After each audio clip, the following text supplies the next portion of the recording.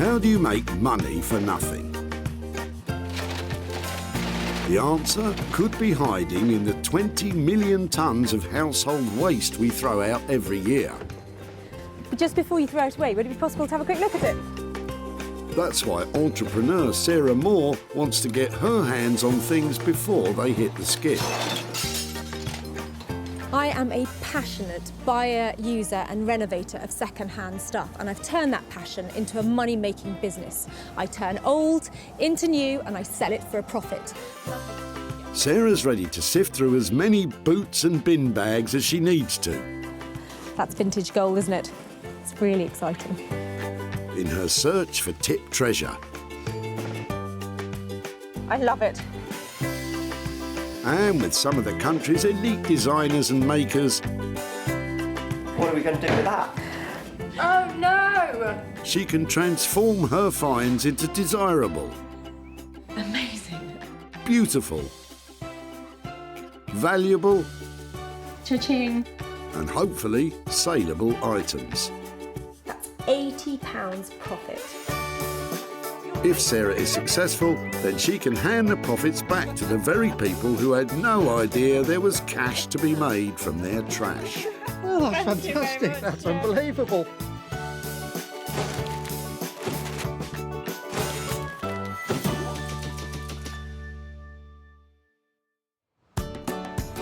Sarah is at the Whitley Community Recycling Centre in Surrey, where the people of Whitley and the surrounding area bring a treasure trove of unloved and unwanted items destined for landfill. It's so exciting. People are flooding in here all day long, and I'm going to turn their old into gold, their trash into cash, and make some money for nothing. Sarah's here looking for 3 items with the potential to be turned into something desirable again. And Sarah has spotted Dion and Trevor removing something very interesting from the back of their car. Sorry, just before you throw that away, sorry to bother you. I like your jerry can. It's yours. Really? No, tell me about it. So where's it from and how long have you had it and why are you chucking it away? I've had it for 8 years and it's got a hole in the bottom. Oh, that says it all. I know why you're chucking it away now. I'm throwing it away to be recycled. Do you know something? We're trying to take stuff from people and make things out of it that we think might give things a new lease of life. There's something about that that's so classic. It would be really cool to see if we can make something out of it. What could you make out of that? I don't know. Well, I'll have a think about it. What am I going to make out of that?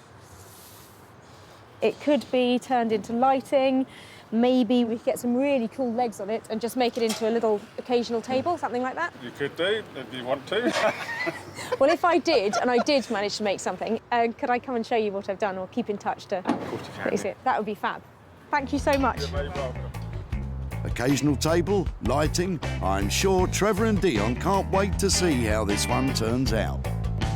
I don't hold my breath, if I'm really honest, but who knows?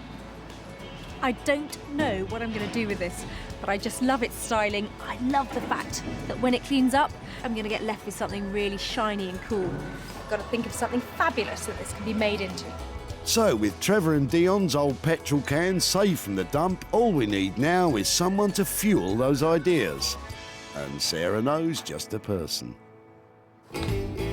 Headphones. Rob Shear has years of experience bending, shaping, grinding and welding metal. Years of libraries of mental libraries of experience, know-how, tips of the trade, so to speak. Graduating from art school, his work is now regularly in demand by architects and artists. Rob has no idea what Sarah's going to bring along today, but he definitely knows what he'd like. An old-fashioned copper hot water boiler, like a really big one, about 5 foot by 500. You know, nice and substantial, like a torpedo, a copper torpedo. That's what I want. Hopefully Rob will be able to redirect that passion for plumbing towards Sarah's punctured petrol can. At the dump, Sarah's picturing her next opportunity. What do you reckon? How am I looking? Is it? I think the point is, Sarah, you don't appear to be looking, and the search is still on for 2 more items. I've just seen a table in the back of this guy's car and I'm hoping he might be dropping it off and he might be able to share it with me. Hi there. I'm really sorry to be loitering outside the That's back okay. of your car. I was just looking at your table and wondering if that's something you're dropping off today as well, or... I am, yeah. My family's got increasingly bigger. Right. It's too small. So we've had it for 20 odd years.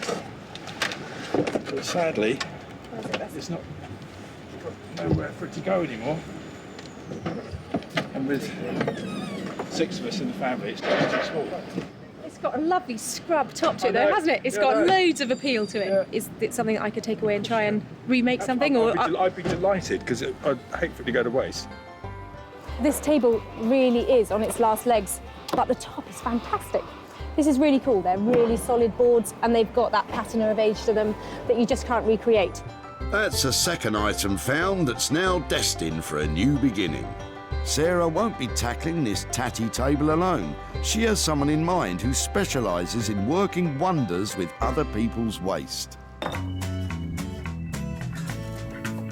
Rupert Blanchard is a sought-after furniture designer based in Margate. I love making things that appear really clean and simple, but the cleaner and simpler they get, the more complicated they are to make. Basically, other people's waste, I find some kind of beauty in it and spend a lot of time and give rubbish a lot of attention to try and bring it back into use. Anything that you might find in a skip, basically, I'm happy to work with it. He may well love working with rubbish, but Rupert's yet to clap eyes on Sarah's latest find.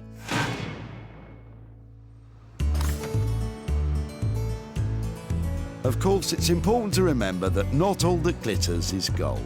Don't you love the dump? Probably not as much as you, Sarah. With one item left to find, Sarah spotted Janet and her sister Julie, who are helping their mother move by clearing out items which won't make it to her new home. Hi there. Hello. I'm loving the look of the stuff in the back of your truck. I'm looking for stuff that maybe we can give another life to or reuse in some way. It would be great to get this out and have a look and then maybe see what other stuff you have. Yeah, sure. Oh, I love a carpet sweeper, look at that. Isn't that great? Sarah's already saved some of Janet's stuff before, but she's straight back in there for round 2. And for once, she's spoilt for choice. Don't know what to pick first. I'm quite interested in the chair because I know things like this recovered or perhaps really good to go into bedrooms and you know, they're usable pieces of furniture because they're quite small. It was given to my mum by a friend of hers, so she wanted something in her hall. And the cat, as you can see, sat on it most of the time. I'd love to have a go at giving this a new lease of life. That would be fab. It'd be nice to see it revamped. It's not in great shape at the moment. It's covered in cat hair. It's got lovely brown velour on it. So at the moment, it's not looking lovely. But it's a really easy makeover, this. It's got a wooden frame. It means you can staple stuff to it and cover it, and it will look fantastic. The chair's going to look lovely, actually. I think if that's covered in a nice tapestry sort of material, vintage material, that would look really lovely. But, you know, wait and see what she does. It'd be interesting. So, Rob's taking care of the petrol can with a hole in it, Rupert's dealing with the old table, and Sarah's fixing up an old velour chair which the cat is missing already. I love the things that I've found, but I hope I haven't bitten off more than I can chew and I can actually make some money out of them.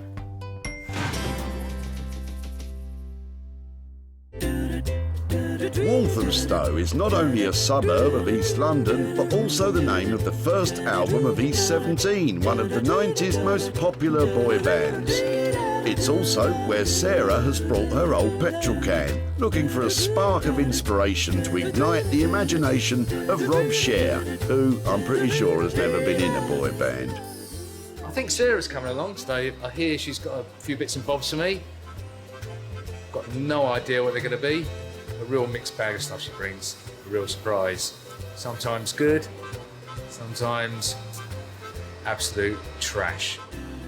And I've really got to try and make a pearl out of her swine's ear, as they say. I think it's a silk purse, actually, Rob, and you'd be very lucky to make one of those out of that old petrol can. I've got a little something for you. Yeah, I thought you might. What have you got for me today? Well, do you know, I saw this and I thought of you, and then I thought, I'm not quite sure what I can do with it. So, First of all, I thought maybe it's a table, you know, like a sofa table or something like that. And the only other thing I thought about was it's kind of the right size for carry-on luggage, like a wheelie bag. Wheelie bag, petrol can on an aeroplane. Good idea, Sarah. That's not going to happen, is it? No, it's not going to happen, no. Go on then. What would you do with it? What we could do, maybe I could cut this out, give maybe a little bit of a graphic feel, a little graphic flame looking all the way through, seal it off, and then maybe put some kind of light feature inside. So not candle, but plug-in light, like... A plug-in light, yeah. That's really cool. So something, what, for somebody's, like a man office or the garage, you know, like... Man office. Do you know what I mean? Like I know, a den. yeah. I think that's really good, and lighting is a great option. It's going to appeal to the boy and the man. Man in the boy, boy in the man.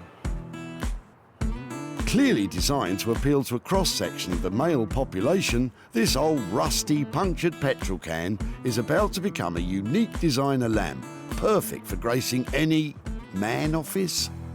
So what are we talking about money-wise to get that done like that? Well, I've got to take the surface off, I've got to cut it open, I've got to make the tube which goes inside, finish it, rivet it on. I mean, it's about 250 to 300. So we're looking at quite a high-end item here in the end, aren't we? This has got to sell for a load of money. It doesn't look great now, but I have every confidence that the next time I see it, it's going to look really fantastic. So I give you the challenge. Always a challenge from you, Sarah. Don't worry, it's going to look lovely by the time we come back. Rob is a genius. That light is going to look amazing. I can see it going into all sorts of different places, so I couldn't be more pleased. Brilliant. Sarah's going to have to spend up to £300 for Rob's expertise. But with premium price tags for lighting, Sarah is still hoping to make a profit from the old petrol can. Margate is a traditional British seaside town which has recently been rejuvenated by a cultural renaissance, a part of which has been the burgeoning revival of all things retro. It's where Rupert Blanchard has his workshop.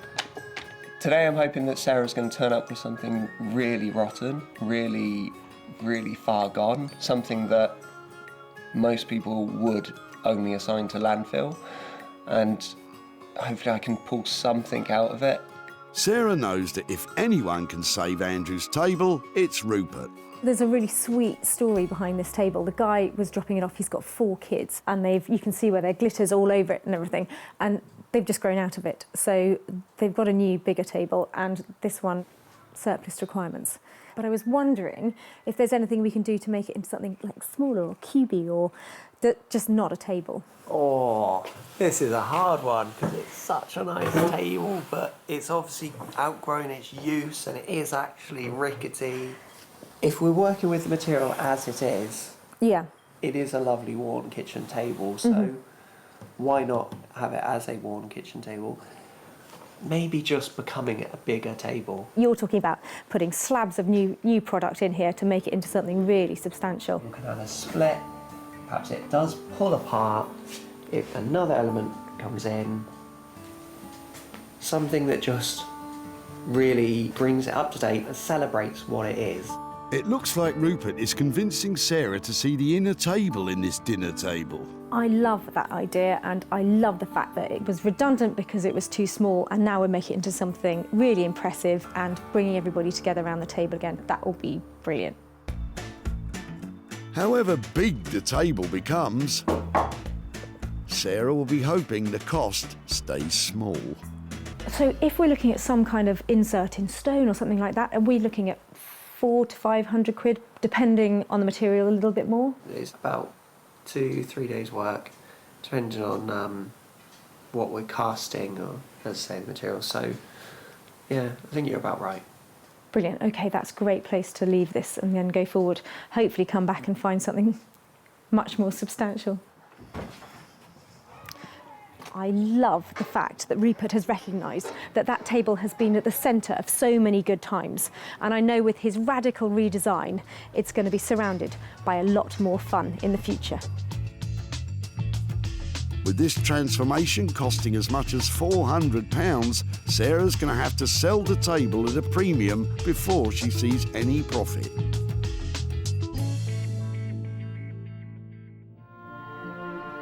back at Reclamation HQ deep in the Sussex countryside. Sarah is about to give that tired old brown velour chair a whole new lease of life in the hope of turning that dowdy cat seat into lots of dough. To keep costs low and profits high, Sarah has an idea which will turn her collection of old free rags into riches. Sarah's idea is to create a new patchwork material as a luxurious replacement for that old brown velour. I'm going to cut all the offcuts and all the random bits into the same size square.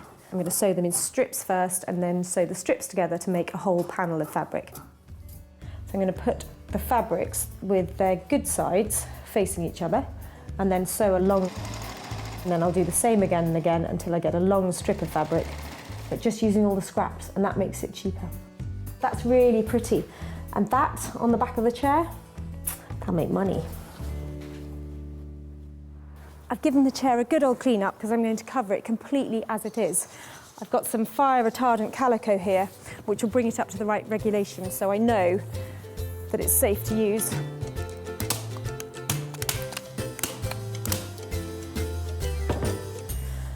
I've just given the chair one quick layer in this fabric, and I think it looks much better already. Now I'm going to lay on our new panels of patchwork fabric. I want this to go all over the seat and the back. And then here, right around on this side, I'm probably going to use a piece of plain fabric. I think that's loads. The tip of the trade is to begin at the front edge of the chair with the fabric turned back on itself.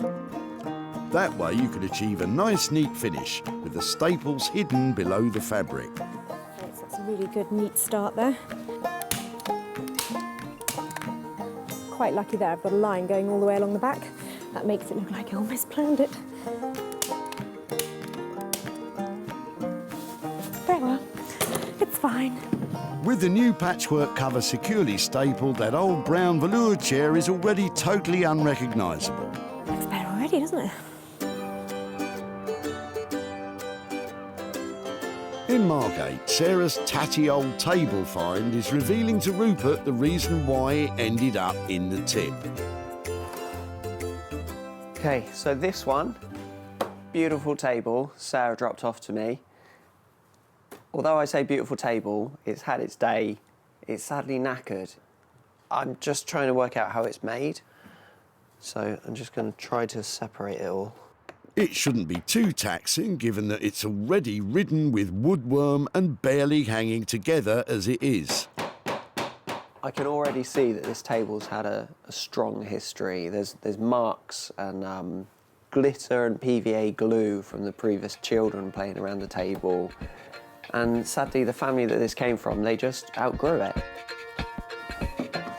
You're often with old wood like this, when you start playing with it, you reawaken old smells, or all sorts of things. Every meal and every glass of wine that's been spilt on it. A nice old kitchen pine table always makes me hungry. Could go for a nice sandwich around this table right now. That's the last piece of the top. Walthamstow was lucky enough to have a new fire station built only 3 years ago, but hopefully we won't be needing their services today. This kind of goes into the risk assessment. Put that there. Headphones. Of course, we all know there's a perfectly valid reason why we avoid all forms of ignition when dealing with petrol. Okay, so more importantly than any of this is to get the proportions right. So what I've got to do now is cut this right. I'm only going to get one chance. So tape measure. Oh, look at that! Look at that! Look at that! Look at that! It falls right across this line here. That's good. That's good. It's meant to be. It's meant to be. Now, at the moment, you may be thinking of a flame silhouette light for a man office. But Rob has had a spark of inspiration, potentially a dangerous thing when dealing with a petrol can. Having noticed a striking resemblance to the shape of a Zippo lighter, Rob is now going to cut the top from the can and have a light in the lid. Not sure what Sarah's going to think of this radical rethink. Okay, here we go. Not looking good.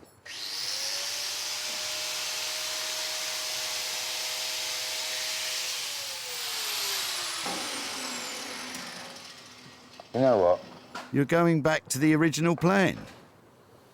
I was going to put a little bit more water in it. No, thought not. If Rob doesn't combust in the making of this new Zippo lamp, Sarah's going to be in for a big surprise when she sees the new design.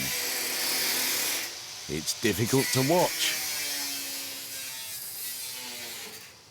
Oh, the design's coming out of me. I mean, maybe we could actually... Whoa! I'm sensing another change of plan. I don't dare say this because it... But maybe... Okay, so we've got this. Instead of putting the light there, if we could get the light there, maybe a nice light there, like almost like kind of a nice flat LED type light, yeah? And then we have a little wooden bar there, so we have like a little, almost like a hip flask and maybe 2 glasses set in wood. Oh! Gotta think, Rob. Gotta think. Okay. Back in West Sussex, oblivious to all Rob's design detours, Sarah's pressing ahead with the transformation of Janet's old brown chair. It's not perfect, and not all the lines are completely even, but that's the beauty of patchwork. It won't be for everybody's taste, because some people like things really neat, but for me, I think that's pretty, and once I get the back panel on, I think we're nearly there. I've got a leftover piece of blanket ticking here. Front's a bit ugly, but I really like the worn bit on the back, so I'm going to use that as the panel to go over the back of the chair.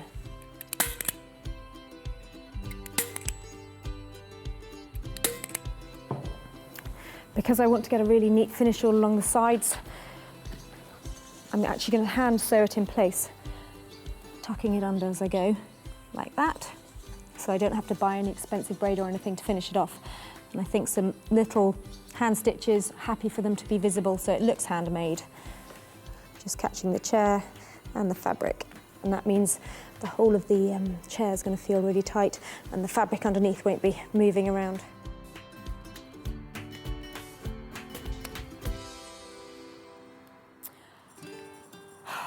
Should have painted the legs first, but at least now I can see what colour's going to look best. That's a relief. We thought you'd just forgotten. I think I will have to paint them. From a chair to a table, in Margate, Rupert is thinking on his feet as his design develops. I talked to Sarah about just cutting the table in half, pulling it apart and inserting a new material. I'd rather do it more randomly, almost as if the table had been blown up and glued back together, introducing some new materials, but they're reclaimed materials.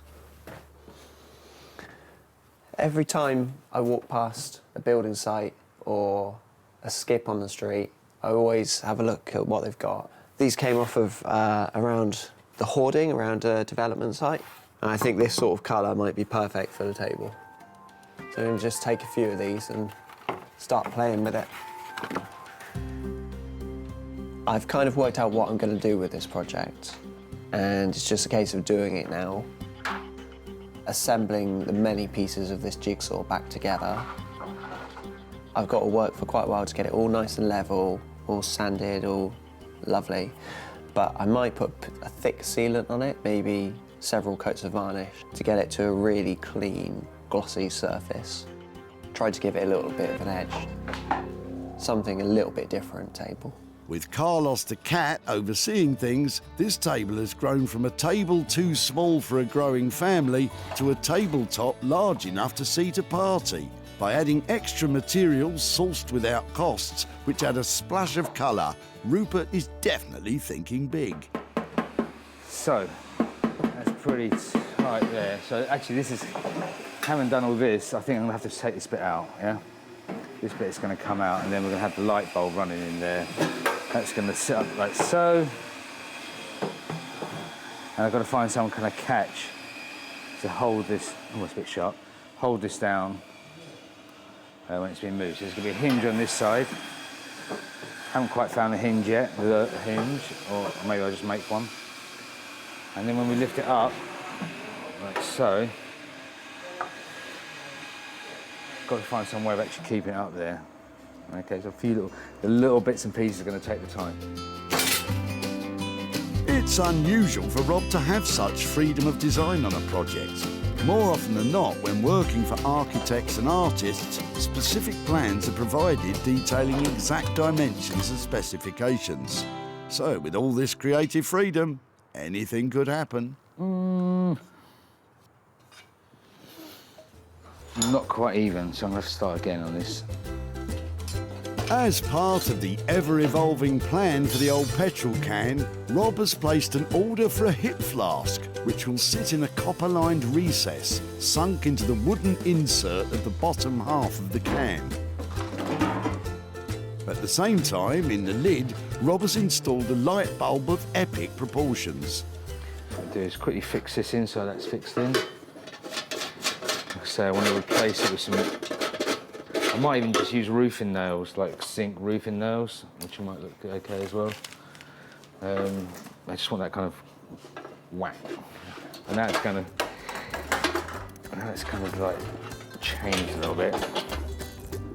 Did you mention change? If this continues, there won't be much change from that old petrol can. With an ever-evolving design and limited resources in the shape of the original old petrol can, it's important for Rob to keep in mind that whatever we end up with still has to have a potential for profit.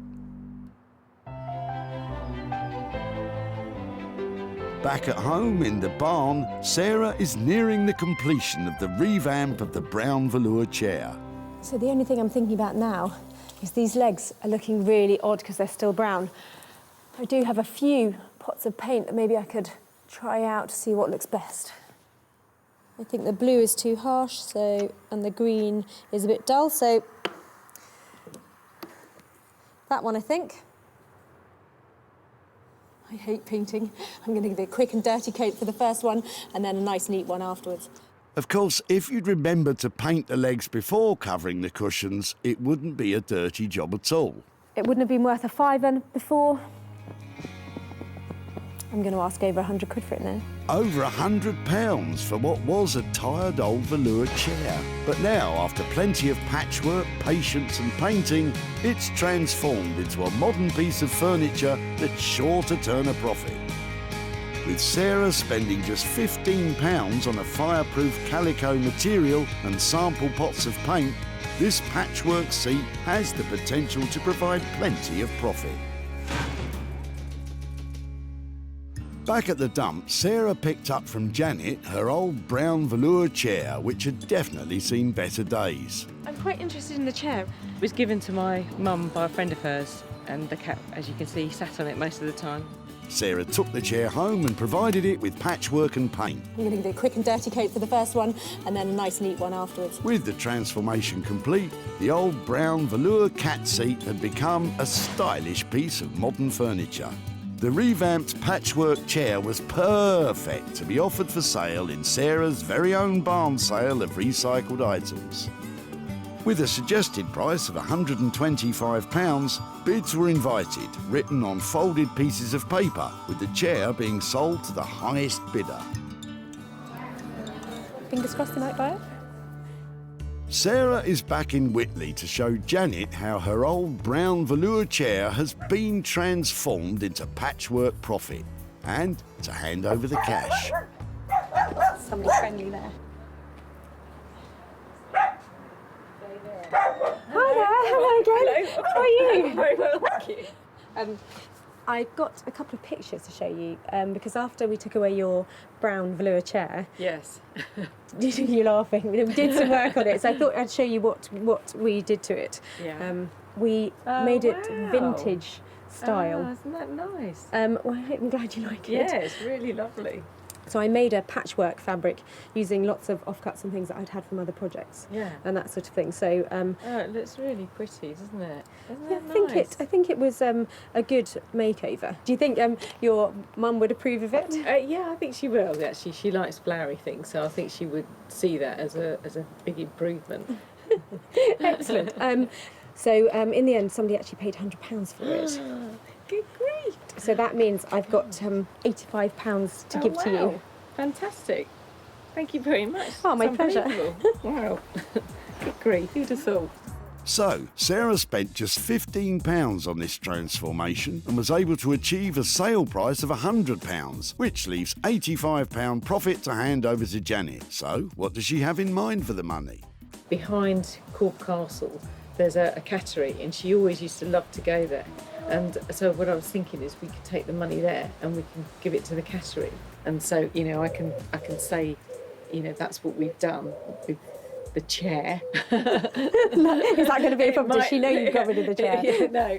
Really? Oh, no. It might get me off the hook a bit. So. She's going to know now. I tell you, you're going to be in lots of trouble. Well, maybe, yes, maybe buy her an ice cream to sweeten her up first. Use the £5 for the ice cream and give the £80 of cat. It was really lovely to see you again. You too. Thank you very much. My absolute pleasure. Yeah. Bye-bye. Thank you. Bye-bye. See that cat over there? That's the cat that sat on the chair. All that cat hair? Is that one over there? I think if we give the money to the cat's home by Mum a cream tea, that means that everybody's happy. Then the cats are happy, Mum's happy. So yeah, a good result. With the patchwork chair producing a profit, Sarah now has high hopes for the punctured petrol can belonging to Trevor and Dion. She's back in Walthamstow, where Rob has finished fiddling with the old fuel can, which, after a number of different design directions, has come full circle and is back to being a table lamp for a man cave. The original idea was to cut a hole all the way through it and put a light in it. After she'd gone, I had a little bit more to think about it. I quite like the shape of it, a Zippo lighter.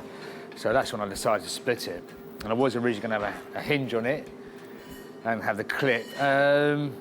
And I just preferred the idea of having a much more stationary kind of fitting, much more stationary fixing. More of a table lamp you'd have on like a little low table. Well, I'm not quite sure what I'm here to pick up from Rob. I know that it's changed a little bit from our high-end lighting, and it's got something to do with a hip flask, which sounds very interesting. You might want to take a big gulp from that, Sarah. I don't know what she's going to say, actually. I hope she likes it. I really hope she likes it. When Sarah saved this old petrol can from the dump, it was on its final journey. But now it's been refitted and repurposed with the intention of reselling for a profit.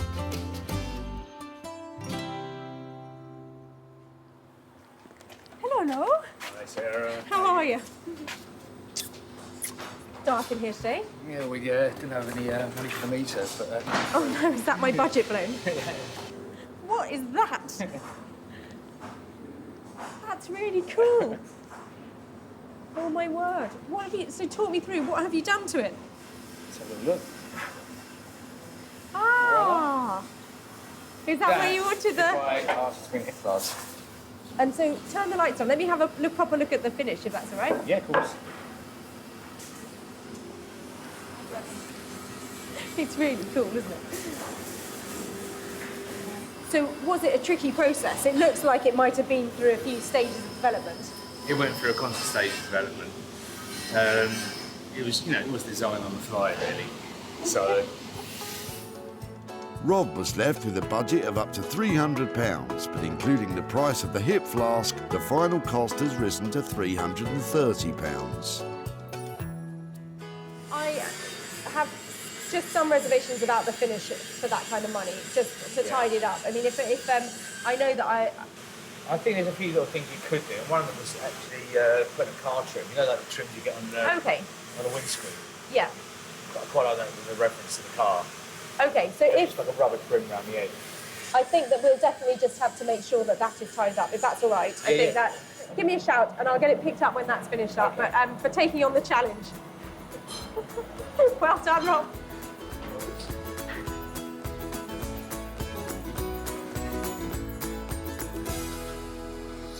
I love Rob's imagination. That looks really quirky and it's an interesting piece, but I do have my reservations about the finish. And I hope he doesn't mind me asking him just to push it a little further, because with something like that, the devil's in the detail. I think Sarah liked it.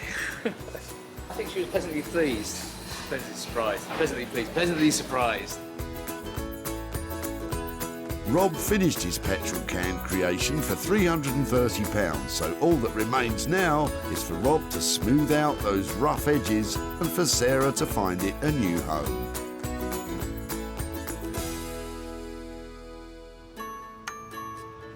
Back at the tip, Sarah spotted the potential of Dion and Trevor's petrol can. I like your jerry can. It's yours. I've had it for 8 years and it's got a hole in the bottom. Sarah's potential ideas were met with a certain cynicism. I don't hold my breath, if I'm really honest. With the help of Rob, that old punctured petrol can has now, after a few changes of plan, become a Zippo-style table lamp. Sarah's returned to Whitley to show Dion and Trevor what has become of their old petrol can. Hi there. Hello, Tara. How are you doing? Very well, thank you. Hello, hello. How are you? All right, thank you. Nice to see you again. I've got a few bits here to show you about your jerry can. All right. No. Come on out, let me show you. So that's what it ended up like. This has got a fantastic, really bright light inside it, and he's cut it in half and opened it up, so it was sort of like a Zippo lighter. What do you reckon? Well, very different. A lot of work got into it. It's not something I'd have indoors. Normally at this point I would say, great, it went really well, I've got fantastic news, I've got money to hand over to you, but I haven't managed to sell this yet. Some things you sort of think maybe they should have carried on at the tip, but we've had quite a lot of fun with this. And yeah, I'm sorry not to be handing over hundreds of pounds for a high-end piece of lighting, but... We've got some more rubbish if you like it. I mean, recyclable bits. So, despite all Rob's hard work, the search continues to find his light a new home. With costs of £330 spent and no income generated, this could be a potential loss for Sarah of £330. We weren't sure quite what she was going to do in the first place. We were stumped at that one, and I think it's been a bit of a struggle for them to come up with a design, but they have, so good luck with that. Well, I think Trevor and Dion were really good sports because there was no money for nothing to hand over, but we've had a good laugh and quite a lot of fun with that jerry can. Back in Margate, Rupert has managed to complete the jigsaw puzzle that was this new table, but he's not sure what Sarah will think of his radically different approach to what was discussed. It was a bit of a battle with this table, and I've made it into something new, and hopefully she's going to like it and find a suitable home for it. Last time I was here, I dropped Rupert off a real challenge, a table on its last legs. I mean, like hardly attached to its last legs, in a really bad state. So I can't wait to see what he's managed to do with it. Hiya. Hey. How are you? Hey, Sarah. How you doing? Yeah, really well, really well. How about you? I'm okay. I'm just about ready for you. Really? Has it been tense? It's always tense, but it's done somehow. That is amazing. Is it? Can I touch it? You can. It's not actually wet. It's high gloss. It looks like sort of nail varnish or like something's poured on it. It's really thick. I wanted it to look like a toffee apple. That's what it is. It really does, doesn't it? It's beautiful. So it's huge. It is rather big. I know originally I said maybe I'd just cut it in half and cast a new bit in the middle. But when I looked into that, the table was so rotten and it would have cost so much over the budget to cast a nice piece. So I decided I'll work with exactly what I've been given, make something new. It is something old. Absolutely amazing. The red sections are actually reclaimed wood. So the budget hasn't changed at all. I've perhaps spent another £3 on it. Really? That's it. So it's ready to go and have a new life and hopefully live for some more years. I think you've just absolutely nailed it. It's beautiful. Thank you so much. It looks fantastic, glossy, beautiful, and I'm going to go all out to try and get that back into the heart of somebody's home. I'm really pleased that she liked it. I just hope she can find a suitable new home for it now. The final cost of Rupert's work on the table has come to £400. Sarah's going to need to convince any potential buyer that this is the perfect family table if she's to make any profit at all.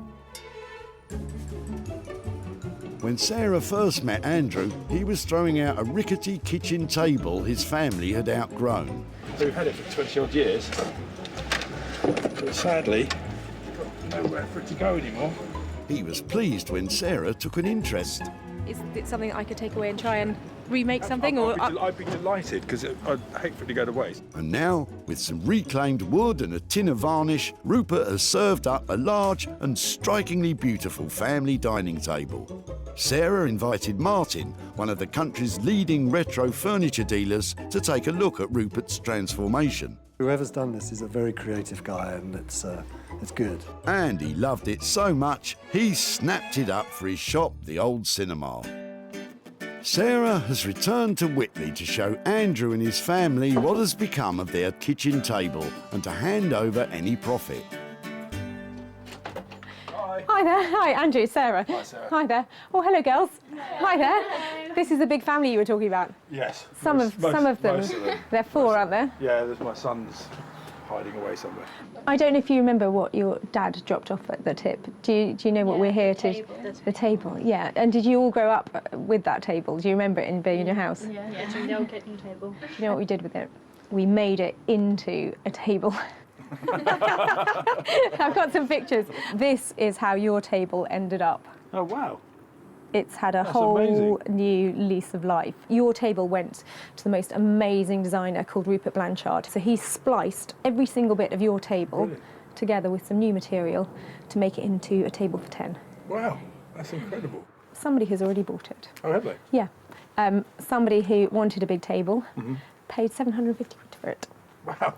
So we spent £400 with Rupert, which means that I have got 350 quid to give to you guys.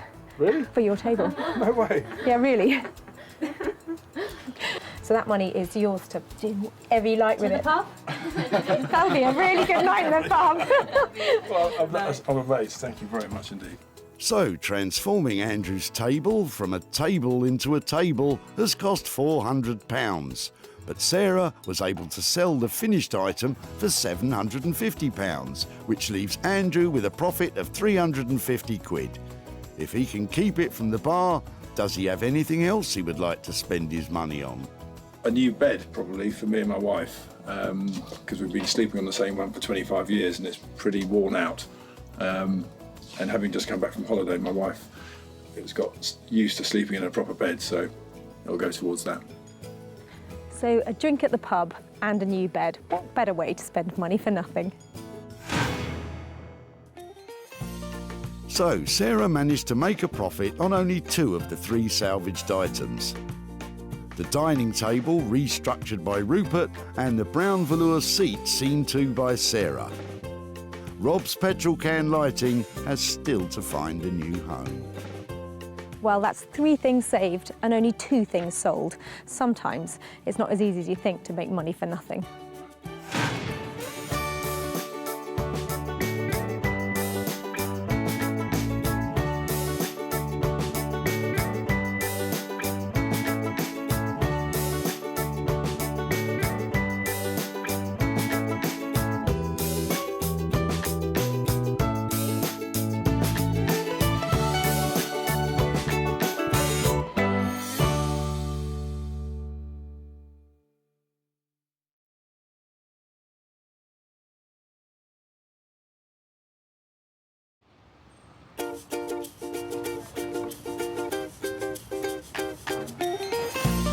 How do you make money for nothing?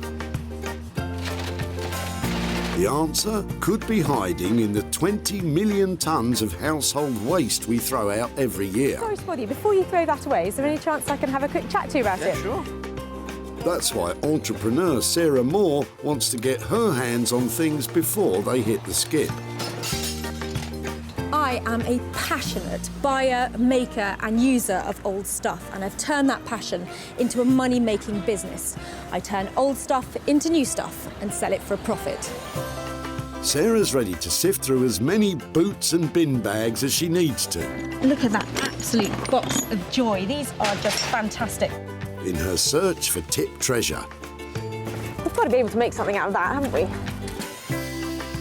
And with some of the country's elite designers and makers, I've got a little something for you. Yeah, I thought you might. Oh, this is a hard one. she can transform her finds into desirable, Oh my word. beautiful, valuable, Cha-ching. and hopefully saleable items. Well, I love this, so I would really like to have it. If Sarah is successful, then she can hand the profits back to the very people who had no idea there was cash to be made from their trash. That is incredible, isn't it?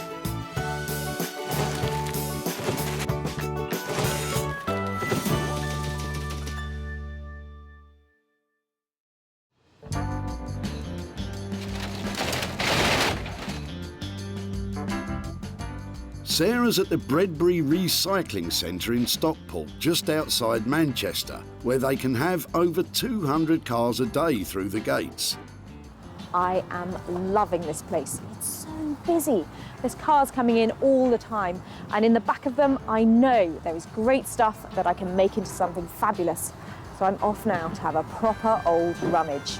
Remember that Sarah has special permission to rummage about today, so don't you go pestering people at your local recycle centre, or you'll be the one getting thrown out.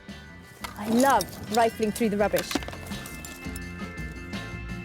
Sarah's on the lookout for 3 items with the potential to turn into hard cash for their owners.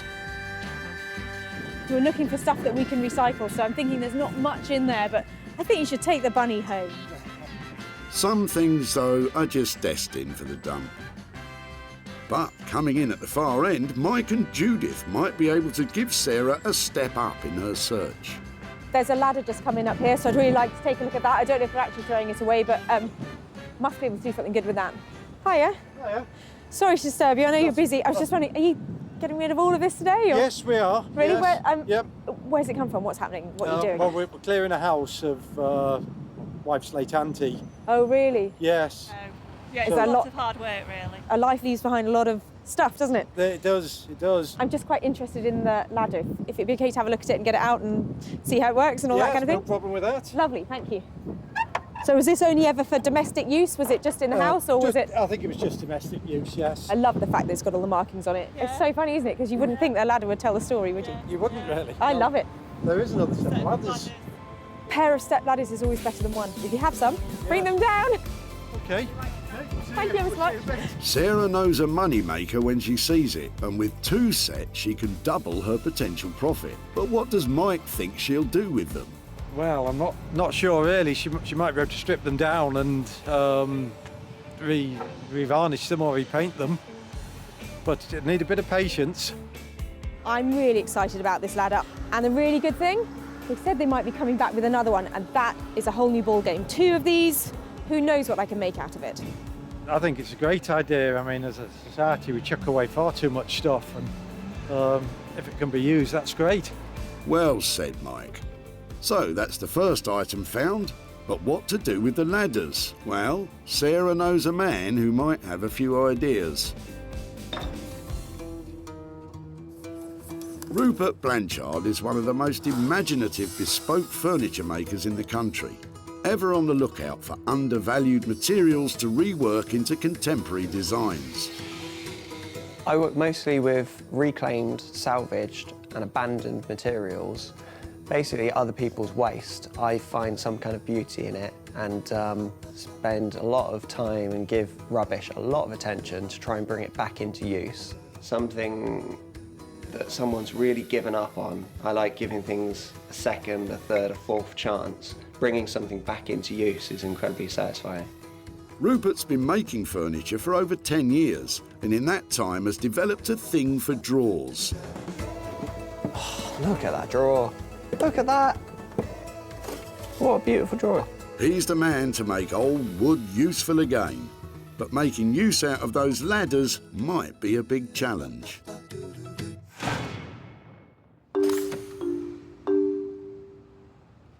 Back at the dump, the cars just keep flooding in. There's too much going on. I can't keep on track of it all. With one item under her belt, Sarah's got a spring in her step and has now set her sights on Andrew's boot. I'm sorry to bother you when you're busy, but I was just wondering, we are looking for things that we might be able to make into other stuff. Yeah. Is there any chance I could, have a look and see if it's something? Are they very... Yeah. Oh, they're heavy, aren't they? Yeah. Wow, so what, they're the suspension, or? Yeah, that's what keeps the car on the road, basically. They're really cool. Any chance I could take them away and see if I could make something? Yeah. Andrew's springs may have come off his flash Jag, but it doesn't mean they're worth much now. It'll take a bit of creativity for them to turn a profit. We've got to be able to make something out of that, haven't we? Well, what does Andrew think can be done with them? Well, she had four, she'd have a coffee table or something like that, and maybe even a stool. I was worried about their appearance at first, but I know that you can get things powder coated, which means sprayed in beautiful colours, or you can get them dipped in materials like chrome or copper. And then they'd make fantastic lamp bases. And a lamp on an occasional table, people are going to pay £100, £150 for one. And I've got 3. She's an absolute baby. So, thanks to Andrew's baby donating her old suspension springs, Sarah's onto a moneymaker. And she already has someone in mind who might be up to the challenge.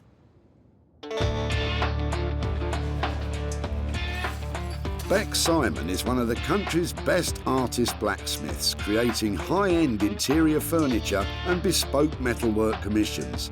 She's a woman that can bang, grind and weld metal into money. Working with found objects is quite different from what we normally do, because we work with our clients and we produce designs and we work with them. So this is kind of like really freeing up the mind and seeing, what object we've got and how we can make it work into something really cool, modern and desirable. So it's going to be fun. It's going to be fun, is it? Something tells me those springs are going to give you more bother than they're worth. In the meantime, that's 2 items found that Sarah can offload onto her designer pals. But now she needs to find something she can sink her own teeth into. But with the day getting on, she seems to be grasping at straws. Well, sticks. See, that might be your next... The catapult. Your next candelabra or something on your dining table. You won't believe you could get a full tree in a car. And it looks like word spread round the dump that Sarah's making money out of their rubbish. Then he only send it to me, not him. All right now. You'll be lucky. But what's this? Eagle-eyed Sarah might have just spotted her own personal project, because Eric could be throwing out just what she's been looking for. I'm really sorry to bother you. I can see you're busy. Yes. I'm just looking at your Monopoly sets. Can I have a quick look? They're my daughter's originally. Oh my word, you've got hundreds of bits there. Yeah, hundreds of them, yeah. We're looking for things that we might be able to make into other stuff, and things like this would be lovely to get hold of and see if we could do something with. Would you mind? No, I wouldn't mind at all. And let me No, have I'd rather somebody else have them. And you've got another one there as well. May I have a quick look at that? Yes, that's the very old one. See, that's when she had it, when she was 8. Wow, that's amazing. May I open it? Yeah, when she was 8 years old. Oh, that's so sweet. Yeah. That's amazing. Thank you so much for welcome. letting me take them. That's brilliant.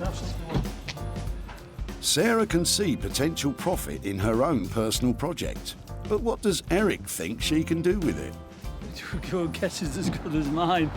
But I'm glad if you can recycle them. I prefer to recycle anything. There's 2 sets of the, I want to call them charms, because I think they look like little jewels to me. So altogether, I think as a collection, they make some fantastic jewellery. Lots of potential here, and something that I'd really like to play with myself and see what I can make. So lovely. I'm really pleased with that little lot there. All the toys from Disneyland from 1986 and things like that. I've come to a point where I've had to let things go.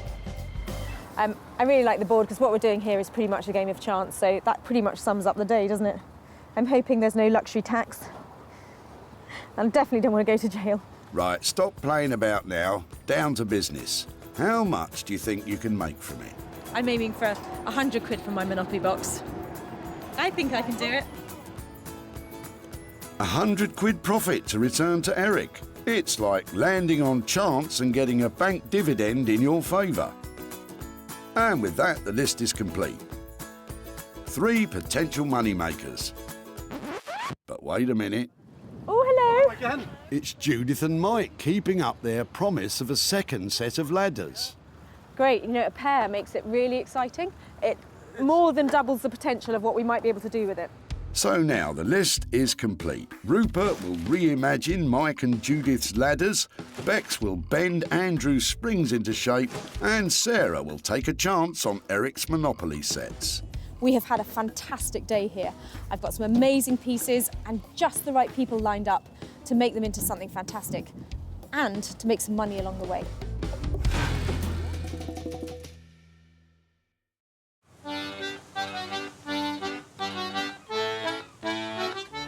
In the southeast corner of England, Margate was once famous for fish and chips and getting sand in your ice cream. But now,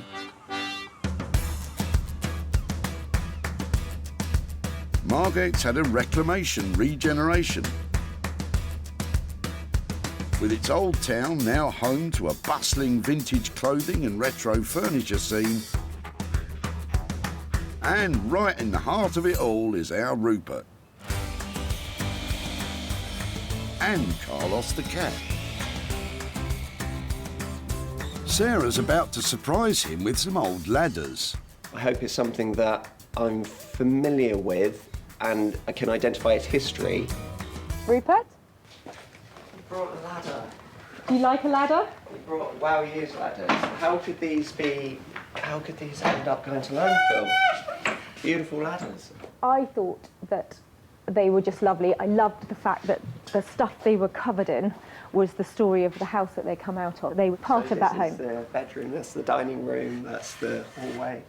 Is there anything particular you want me to play with, or am I allowed to just go wild with these two? So I'm seeing maybe a couple of pieces. Do you think that's the direction to go? Well, I think they started out life as 2 separate pieces, and although I'd love to join them together some way, my initial feeling is to make 2 pieces, but 2 identical pieces to make a matching pair.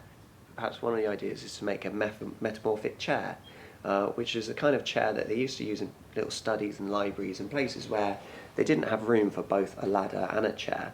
But somehow I'd like to bring another element into it. So chairs that flip around, they turn into ladders, they flip around again, they turn into a coffee table.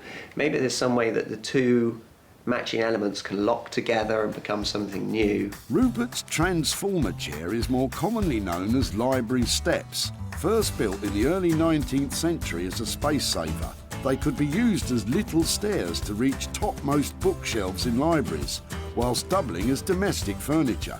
But the question is, how much is it going to cost to construct? There's got to be somewhere around a couple of £100 per item to design and produce the final piece. But we kind of have to see if you're what we can do once we've deconstructed it. We learn more, and you have a better idea about what the final outcome will be. At that price, I've got real potential of making some money for those people and surprising them with some worthy, proper chunk of cash, and that would be just the best outcome.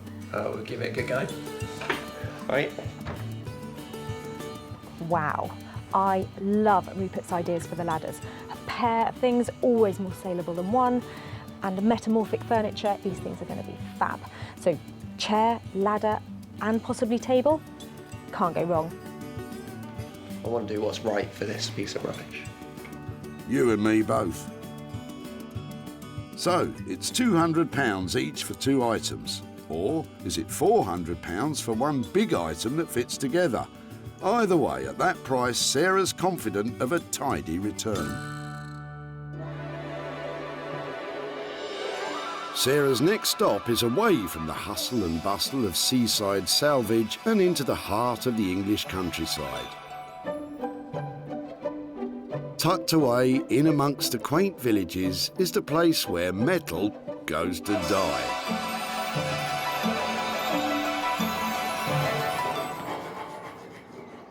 And then to be reborn.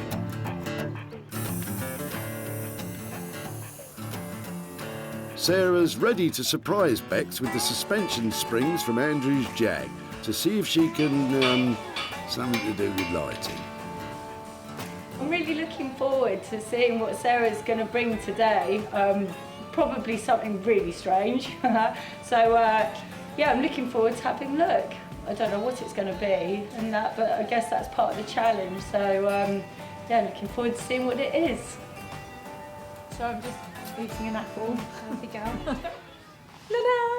Oh wow, springs. Well, at least you know what they are. We use these, there was one there, we use them for making tools with, so love them.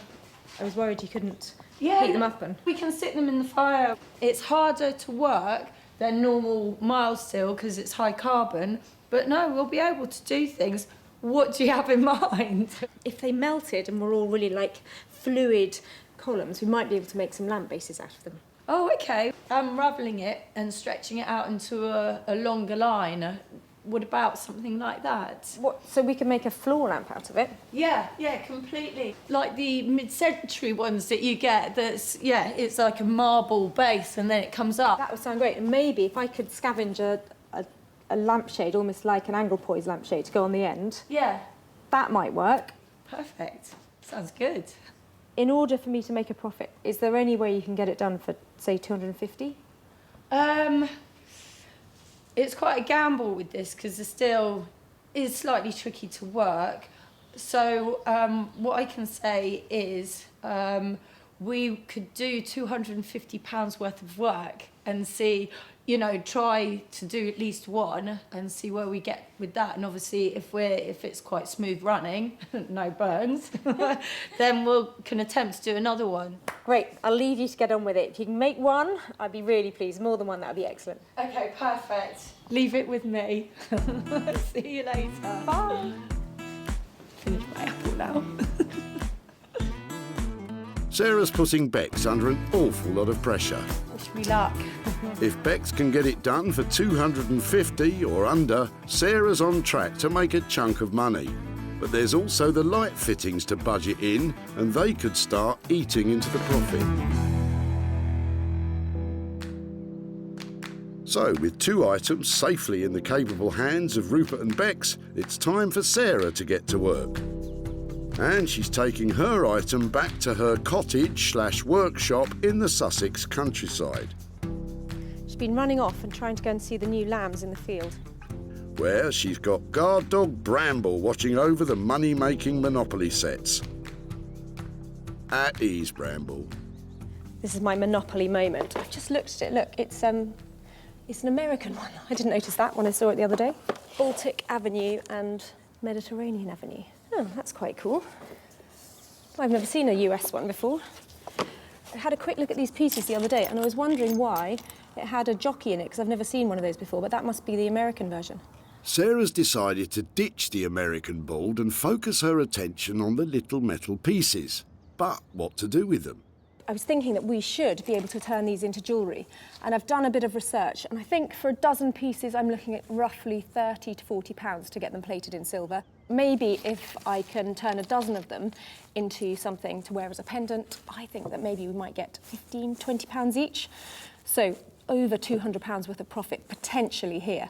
Now that has got to be a surprise after just chucking out a Monopoly set at the tip. It was actually the niece of Charles Darrow, the accredited inventor of Monopoly, who came up with the idea of using charms from a girl's charm bracelet as the Monopoly pieces, way back in the 1930s. So really, Sarah's repurposing them back to their original purpose, kind of. Having objects silver-plated can be done by mail order, and so is quick and easy and relatively cheap to do.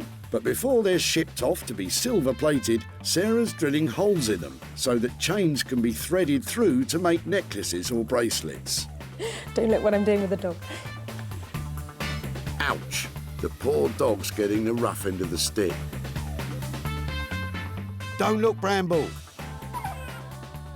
So these are my 14 fabulous pieces. So I'm really pleased with these, and I think they'll make lovely charms. And I'm going to get them all silver-plated, including the jockey, to make a little memento for Eric, just in case we don't make any money out of this tool. With just 30 to 40 pounds of silver plating to budget in, if Sarah sells them all, she could be laughing all the way to the bank. Back in Margate, Rupert has started drawing up blueprints for his transforming multi-purpose metamorphic library steps. And if you think that sounds difficult, remember he's only got those ladders to work with. Rupert starts this mathematical mind melter by taking the ladders apart. It's falling apart very easily. He unscrews the hinges to see the raw materials he has to work with. So now it's not a ladder anymore. It's going on to its new life as a multifunctional piece of furniture. With the very detailed blueprints drawn up, he prepares to start cutting. But one miscalculation and the whole thing could be ruined. It's taken quite a while to work out the exact perfect angle I need to cut. So I've only got one chance of getting this right. Once it's cut, and I can't just glue it back together. Rupert's using a circular saw with an all-important guide rail. This ensures accuracy to within a millimetre, setting the precise depth and angle at which the wood is cut. Timber! A little while ago that was a ladder, and now it's a pile of bits. I think I'm going the right way. I'm not entirely sure yet. There's a lot of complicated angles and cuts to make. Yeah, there's still a lot of problem solving to do. Well, you'd better get a move on. There's 2 of them to do, remember? Somehow, this needs to now flip together. This is a tricky bit. Somehow, this has got to work through 2 angles, which hinges generally don't do. It all hinges on this. Will Rupert's calculations match up and make fold-away furniture? Yeah, I can kind of see where he's going with this, but it's a long way from something I'd pay a few £100 for. It all will be revealed. Well, I, for one, cannot wait. Back in Surrey, Bex is making a start on uncoiling that coiled spring, soon-to-be floor lamp. Twist it. That's it. Bex's partner in grime, his husband Dave, will be helping out. To make it malleable, they have to heat it in a furnace to 2,000 degrees Fahrenheit. Then they have to gradually beat out the bends on the end of an anvil. It's just really awkward, the shape, isn't it? They only have a short window before the spring needs to be heated again, and again, and again. It's collapsing on itself, so we need to open it out. High carbon steel is notoriously hard to keep in one piece when heated, so they'll have to be careful. Oh, wait. With progress slow and hot, after an hour of hammering, Bex decides on a different tactic. We're just gonna unravel the middle bit and then the end bit, and then we'll take it next door and do it on the fire bit sort of slower and stuff. But yeah, it's tough. Bex and Dave retreat to the relative peace and quiet of their own workshop. Gone deaf. Well, that was fun.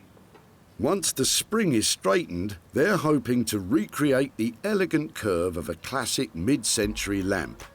But even after all that hammering, there's still a lot to do. We need to have this finished today, don't we? And Bex and Dave are feeling the pressure.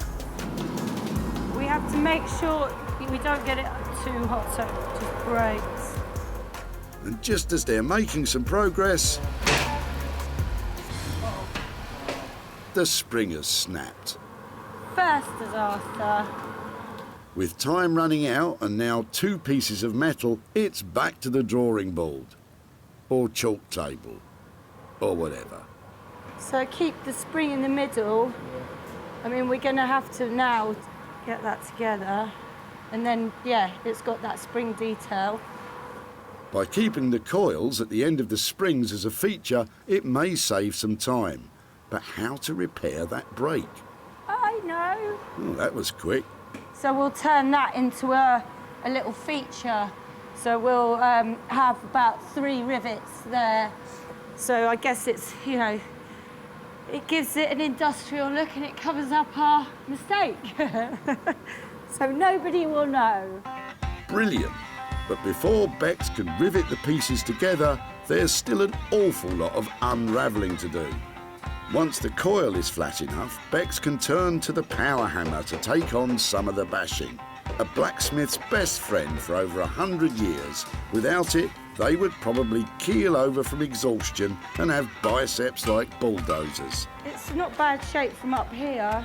But then, some of the work still needs good old-fashioned brute force. Dave, I think I need your body weight. Get in there, Dave, you brute. After a whole morning of unravelling, Bex and Dave are spent. With still a lot to do, they decide to tackle the rest in the morning after a well-deserved rest.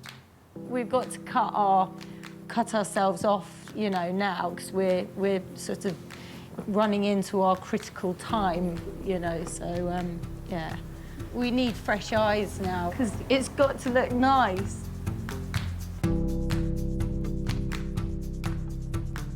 Back at the barn, Sarah's been eagerly awaiting the return of her Monopoly pieces. Bramble? I've got posts. Look, this one's for you. Come on. Sarah didn't use the Monopoly boards, but sent the pieces off in the post to a specialist silver plating firm, who hopefully have made them sparkle. I've got my Monopoly bits. I'm really excited about these. I've asked for them to be really well dipped in silver, so they should look shiny.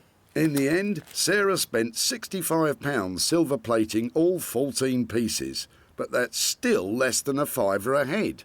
Oh, wow. Or hat, I suppose. Look at them, look. Luckily, they look $1 million. Now that's cute. Look at the Scotty dog. And they are so shiny. They've been dipped and finished really well. Is that it? Last boot. I think they look great. Question is, how much can I sell them for? Sarah's attaching metal hoops to the pre-drilled holes, which a chain or bracelet can then easily be threaded through. I think they look really good.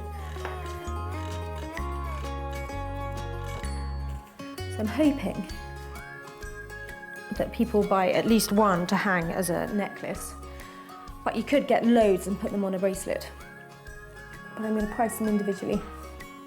Because Sarah's going to give the little jockey charm back to Eric, she has 13 pieces to try to make a profit on.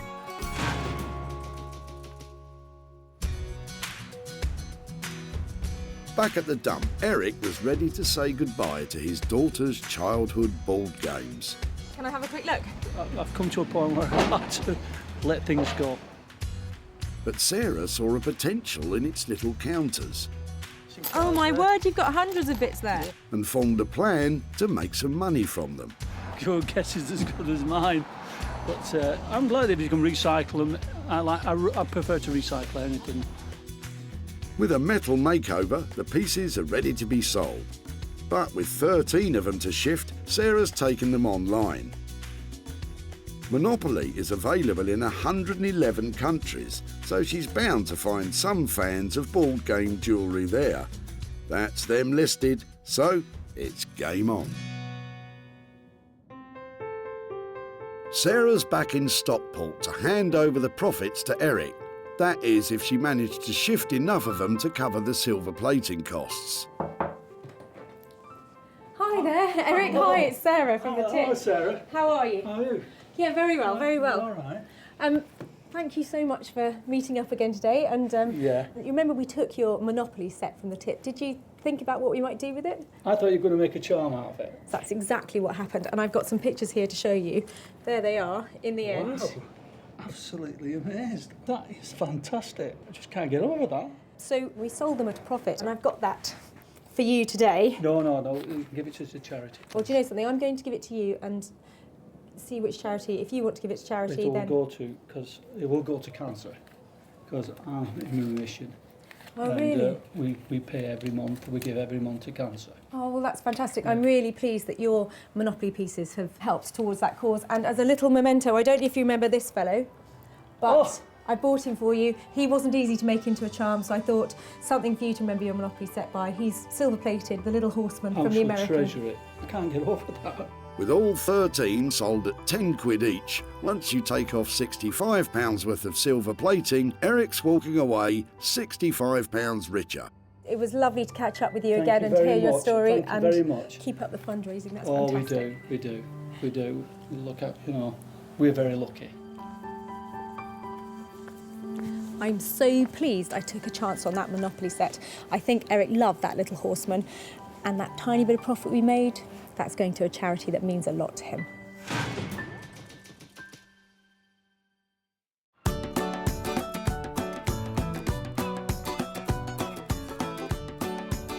So, Sarah's back in Margate to see how Rupert's got on with his metamorphic furniture. Making metamorphic furniture is going to be tricky at the best of times. Making it out of a pair of old ladders, that must be nearly impossible. I'm here to see if Rupert's actually managed to nail it. Last time Sarah saw them, they were tired old ladders. But now, they're still ladders. But what's that? Ah, you just managed one set.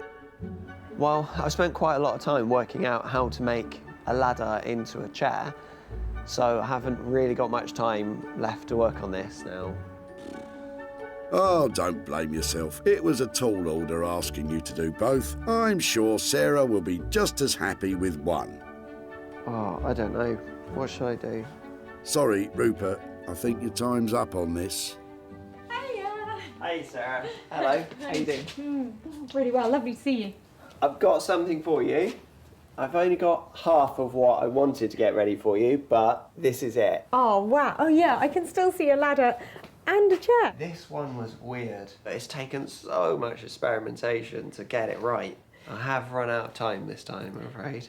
But you know the way I work, I like to use exactly what you gave me, and with this one I added a couple more screws, and literally I've got one piece of ladder left. That's what you get when you have Rupert Blanchard. You get nothing left.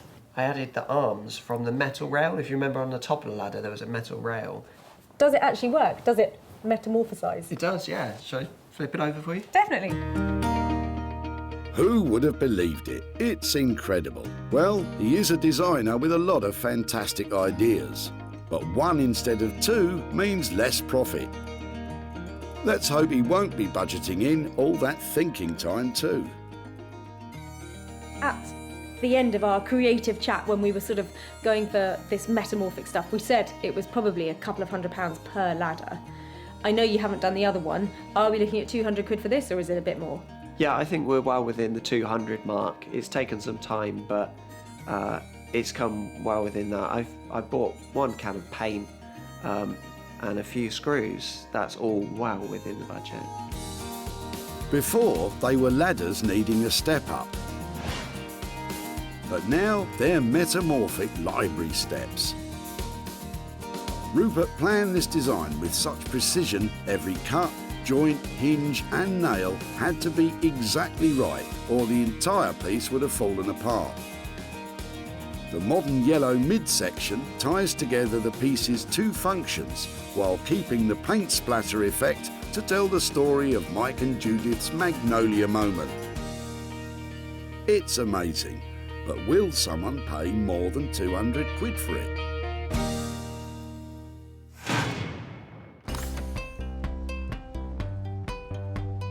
Back at the dump, There's a ladder just coming up here, so I'd really like to take a look at that.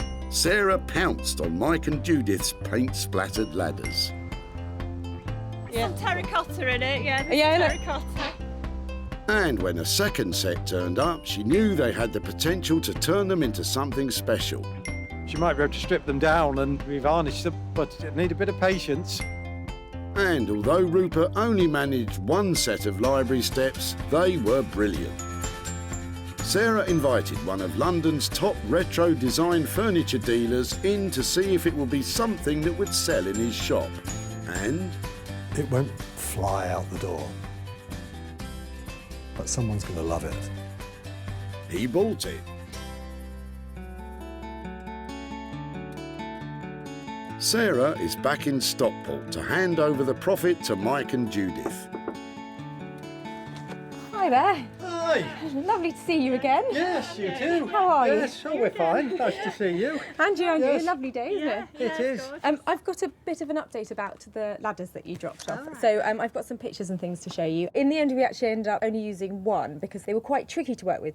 We have a fantastic maker called Rupert Blanchard, and he was really enthusiastic about them, had a few different ideas, but in the end, he transformed them into...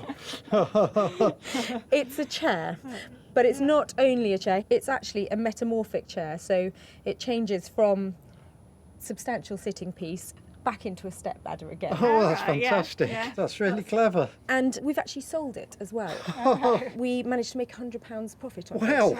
And that £100 is for really? you. Well, that's Thank you very fantastic. much, That's yeah. unbelievable. Any ideas what you might do with £100? Well, it was my late aunt's ladder, and she had lots of charities that were very close to her heart, so it might go to one of those, or we could treat the family to a drink and a... And a curry. Well, thank you ever so much for letting me come back and show you Yes. what happened, and I hope you enjoy spending your money. Thank That was lovely. You will do it right. Okay. Take care, okay, Thanks very bye-bye. much. Spending on costs and materials transforming Mike and Judith's ladder came in at £200. The metamorphic chair sold for £300, meaning Mike and Judith are stepping out with £100 profit.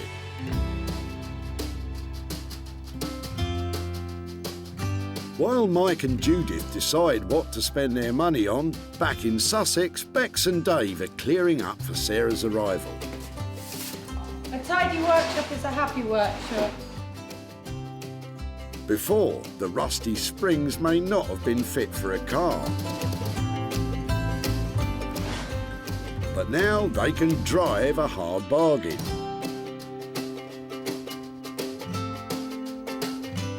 The elegant curve of the overhanging lamp is balanced at the base with polished concrete weighed precisely to keep the structure stable. Bex has added details mirroring the spring's original shape to hold the cable flex onto the frame, and the metal is finished with jade oil to reduce tarnishing. All in all, it's as far away from its original use as you could imagine. I hear Sarah's on her way, so I'm very keen to find out what she thinks of it, so fingers crossed.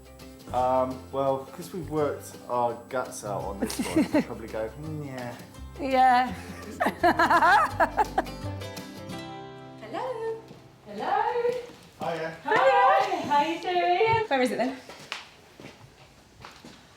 Oh my word. It's fantastic. I love it. Can I touch it? Yeah. Well, you touch it. I'm too scared. You do. Come on, it won't break. Again, give it a wobble. It's not lost its spring at all. How about you? No, well, I'm really pleased with it now. I love the fact it's still got that reference to where it came from. Yeah, exactly. And up here, that is really sweet. Yeah. Amazing. And this bit.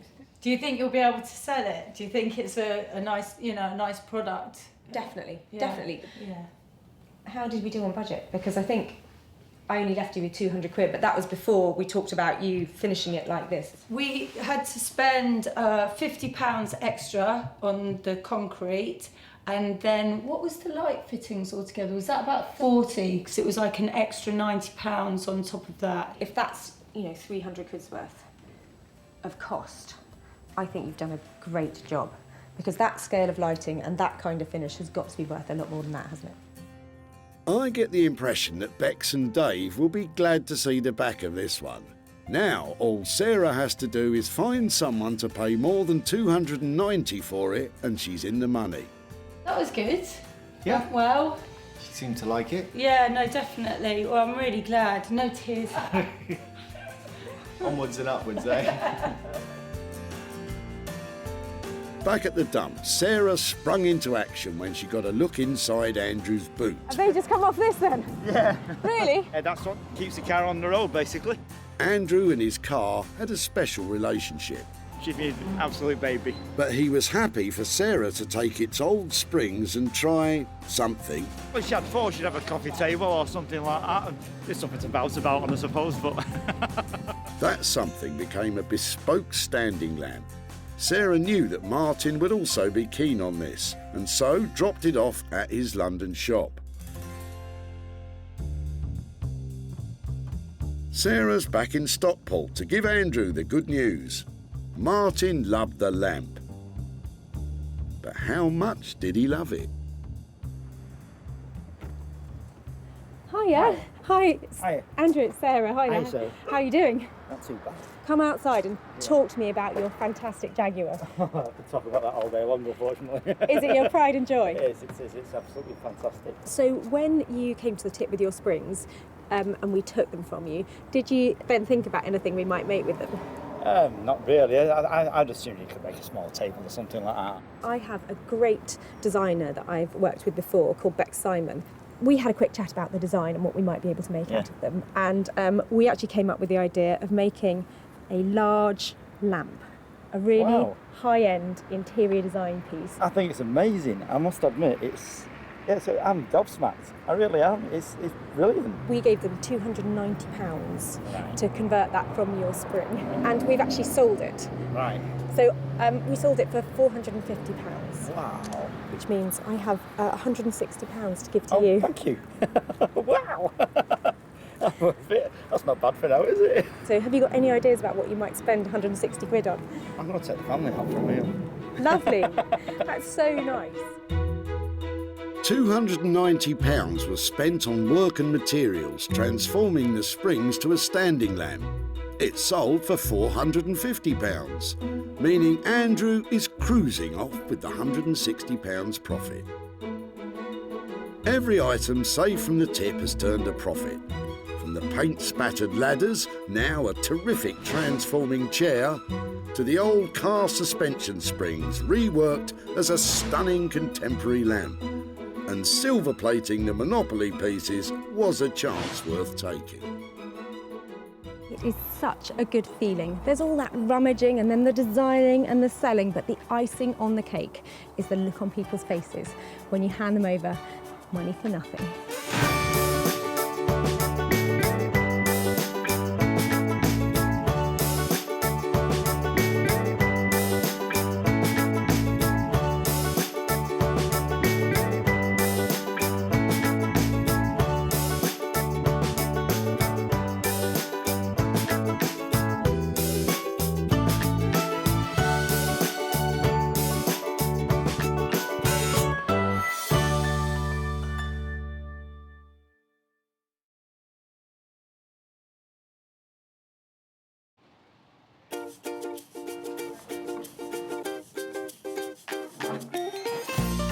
How do you make money for nothing? The answer could be hiding in the 20 million tonnes of household waste we throw out every year. Before you throw that away, is there any chance I can have a quick chat to you about it? Sure. That's why entrepreneur Sarah Moore wants to get her hands on things before they hit the skip. I am a passionate buyer, user and renovator of second-hand stuff, and I've turned that passion into a money-making business. I turn old into new and I sell it for a profit. Sarah's ready to sift through as many boots and bin bags as she needs to. That is the most fabulous thing I've seen here. This is so exciting. In her search for tip treasure. I love where I fling through the rubbish. And with some of the country's elite designers and makers. Hello, hello. What have you got today? I want to do what's right for this piece of rubbish. She can transform her finds into desirable, Look at that. beautiful, Speechless. valuable, You're joking. and hopefully saleable items. You always talk my kind of money, Jay. I love doing deals with you. If Sarah is successful, then she can hand the profits back to the very people who had no idea there was cash to be made from their trash. Wow!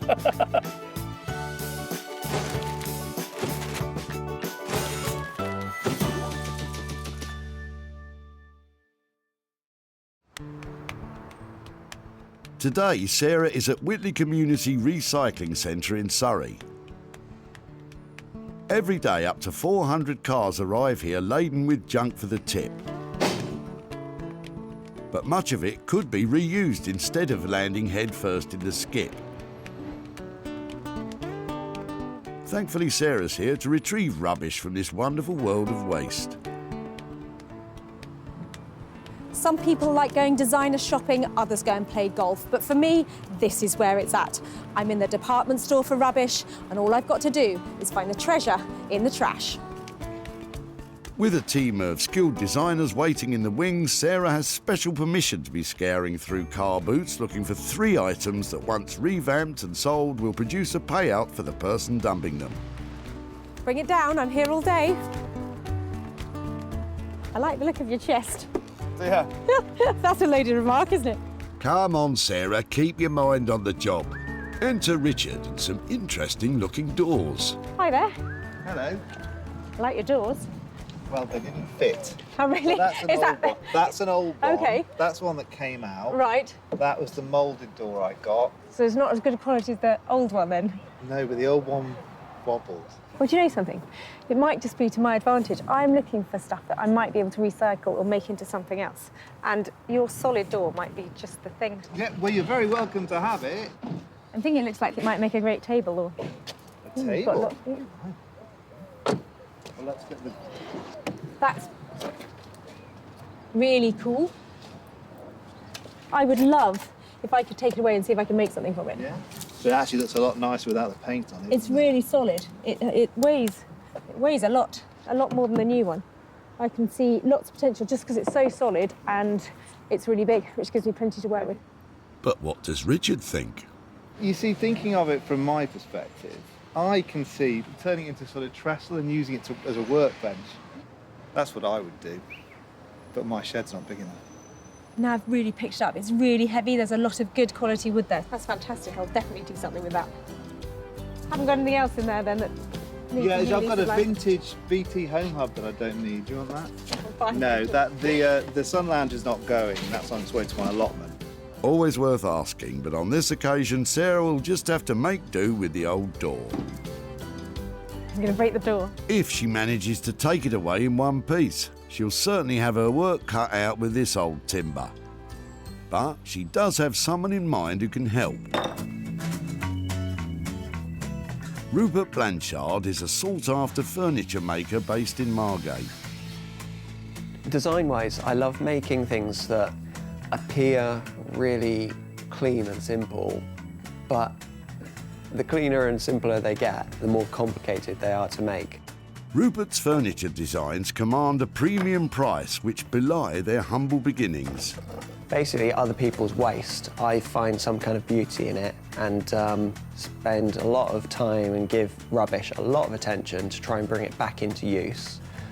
Anything that you might find in a skip, basically, I'm happy to work with it.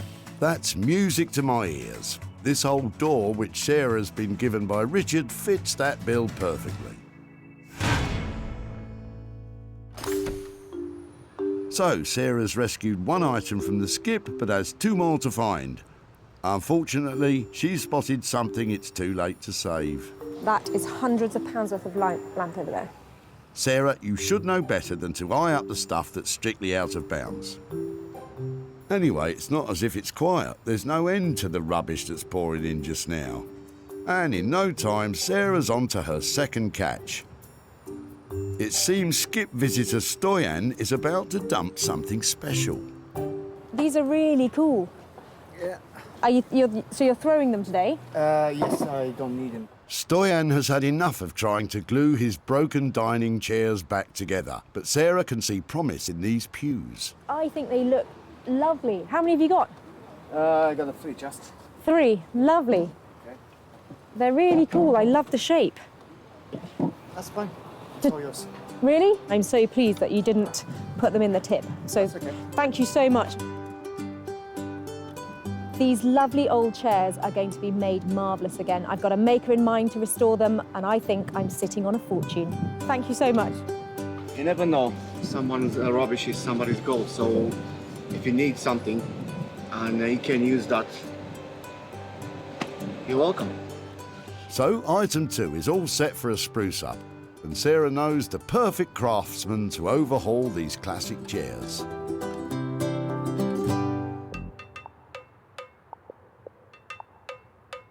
Jay Blades is a builder turned philosophy graduate turned furniture restorer. Jay has his finger on the pulse of modern design interiors, reworking the very best of British craftsmanship and bringing it into the 21st century. I've always had a passion for the kind of heritage that the British designers have produced over the years. Traditionalists would love to keep it as it is, but to be reintroduced into the market, I like to just add a bit of colour and add something a bit quirky. I really enjoy adding my bit and not necessarily worried about other people's reactions. It's more about, do I like it? If I like it, then it's good. The 3 rickety stick-back chairs are a perfect project for Jay. But after all Stoyan's repairs, will he be able to stick them back together again? Sarah's successfully secured 2 items for Rupert and Jay's talents, but now she needs to search for a 3rd piece of jettisoned junk she can renovate herself. Anything you fancy in there? But the pickings are looking slim. What's in the box? Shiver me timbers, some treasure on the horizon, or at least somewhere to store it. So what is it about the domed captain's trunk in the back of the car there that I find so exciting? I just don't know if it's being dropped off or if somebody's keeping it. But here's the guy coming now. The chest looks very old, and it could be a great opportunity for Sarah to make some real profit for its owner, Richard. Sorry to bother you, I was just wondering, is that something you're dropping off today? Yep.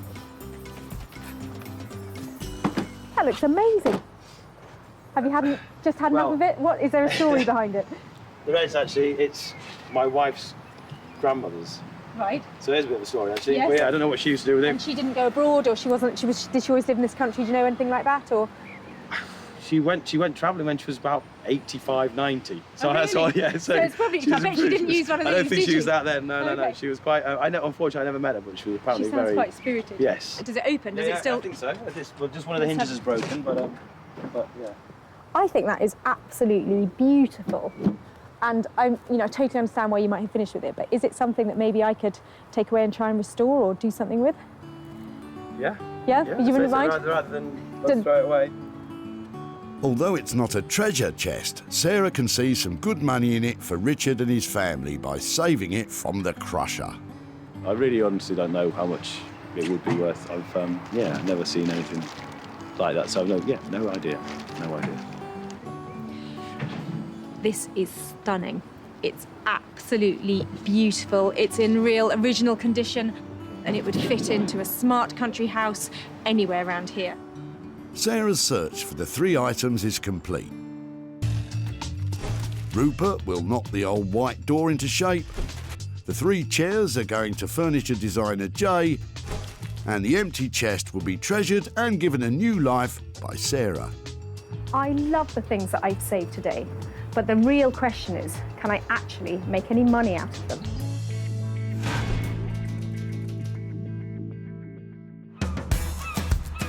Margate is a seaside town on the coast of Kent.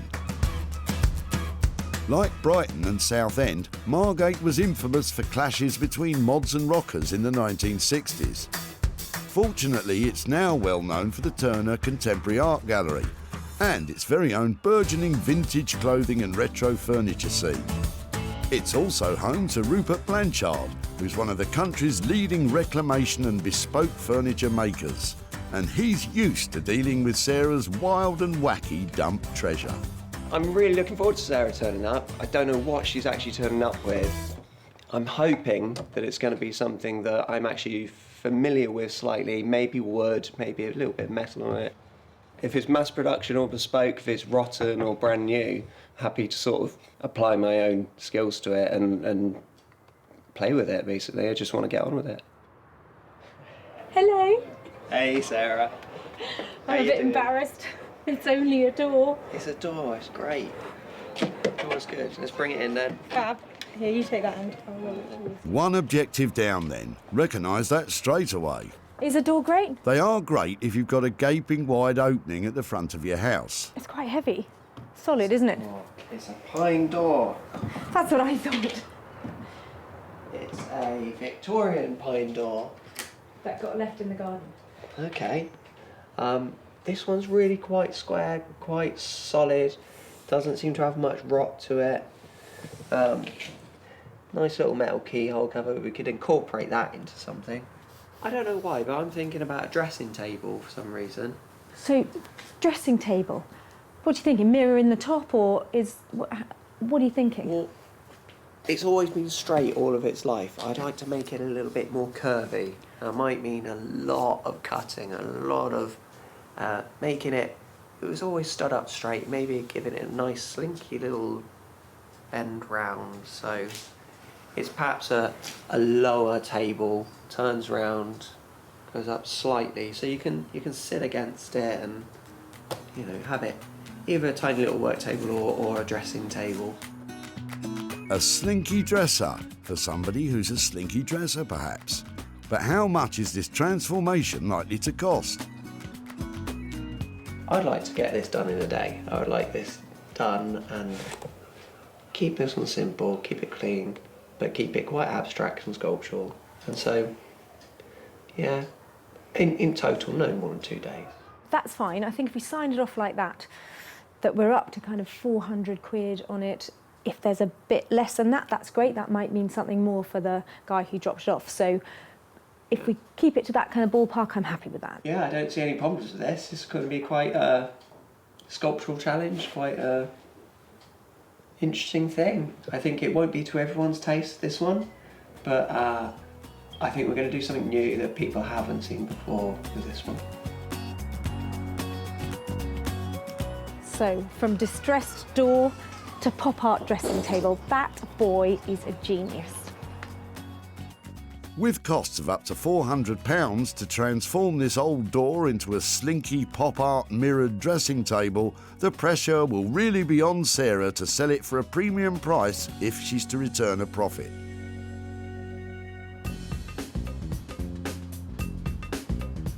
Sarah's next stop on her wander is Wolverhampton in the West Midlands. It's here in the Victorian back streets that retro modern craftsman Jay plies his trade. Sarah's about to turn up with Stoyan's unmendable chairs. But will Jay be able to give them a lick of new life? All she's told me is just something that's beaten up and it's a bit broken and I can have to work my magic on it. Normally my style is repairing stuff and then adding a bit of je ne sais quoi to it. For me, colour is a must. And hopefully, whatever Sarah's bringing along to me today, I'm going to add colour to it.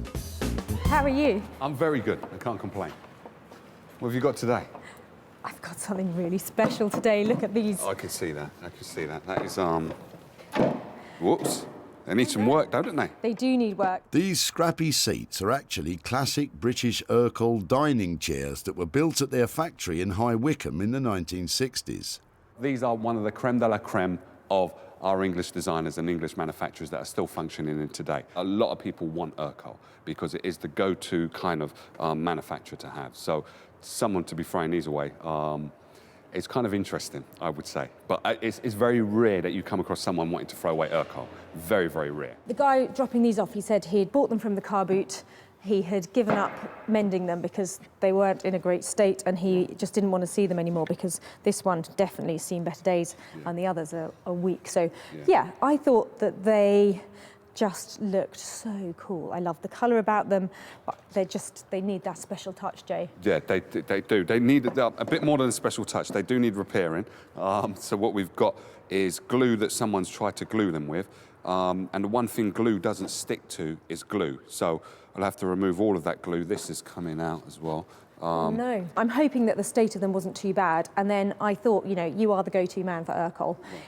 I've seen the kind of fresh new look that you've put on some of their pieces, and I'm sort of wondering, is how much colour we can introduce them, and if that's all right to paint them. I think that adding some colour is not going to be too detrimental to the design of this piece. I will introduce colour, but I won't overdo the colour on these. It will be very modestly done. I do love these pieces, so I can't wait to start working on them, actually. You know what my next question is going to be? It's going to be money. Money, money, money. £50 each. That's a deal. OK, cool. I'll best get to work then. The total cost of renovating the 3 chairs will be £150. Sarah will need to find the right buyer if she's to turn a profit on these.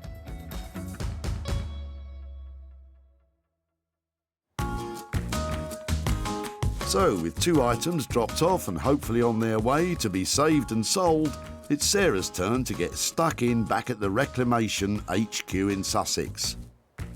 And at her barn, she's hoping to turn Richard's chest into valuable treasure.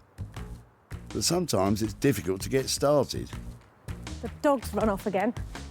Bramble, here!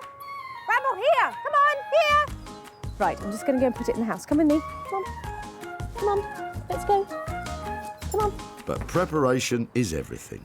The dog is under no control. It just does whatever it likes. It's a nightmare. Bramble may be a nightmare, but the chest Sarah's saved might be what dreams are made of. Actually, I hadn't remembered how it was on the inside. It is a lot better than I remembered, so that's quite cool. I probably won't even have to line it. It's in good nick. Ah, treasure. It's got a bicycle clip in it. Look at that. That means it's at least 50 years old, because nobody uses those anymore. More like 150 years old. And a sweet. Nice. The mother load, a good omen for turning a big profit. The metalwork and the binding on the trunk is in really poor condition, and that is going to affect how much money I can get for it. So my plan is to try and take as much of the rust and the surface dirt off as possible, and hopefully stabilise it so it's something I can wax to make it look much more attractive than it does at the moment. It's going to need a lot of elbow grease to get this together. With grease applied, it takes Sarah just half an hour to remove what looks like more than a century of filth.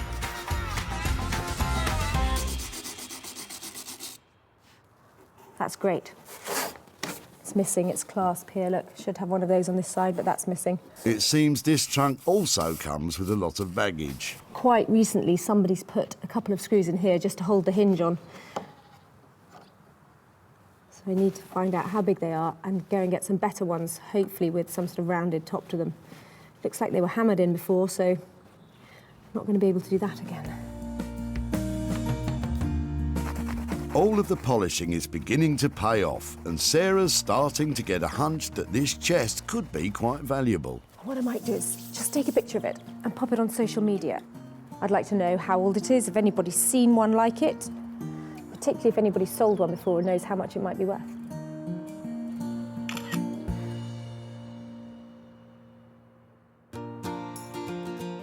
Now, did you know the inventor of the door knocker won the Nobel Prize? Taxi for me, please. Talking of doors... Sarah brought me this old door, which she saved, and I want to make a kind of console table / dressing table. I could find that it just collapses, it falls apart when I cut through it, especially because there are cracks running through the panels, but I won't really know until I do start cutting up. It's a bit worrying that the success of this project could all hinge on a few cracks. I want to make sure that I'm cutting the shelf to the right level, and this thing doesn't exist yet. I don't know what level it needs to be. I'm not copying another piece of furniture, so there is no standard to go by. There's no rule book, so I can't really go wrong. Confident, that's what we like to hear. It's quite hard for me to cut this door.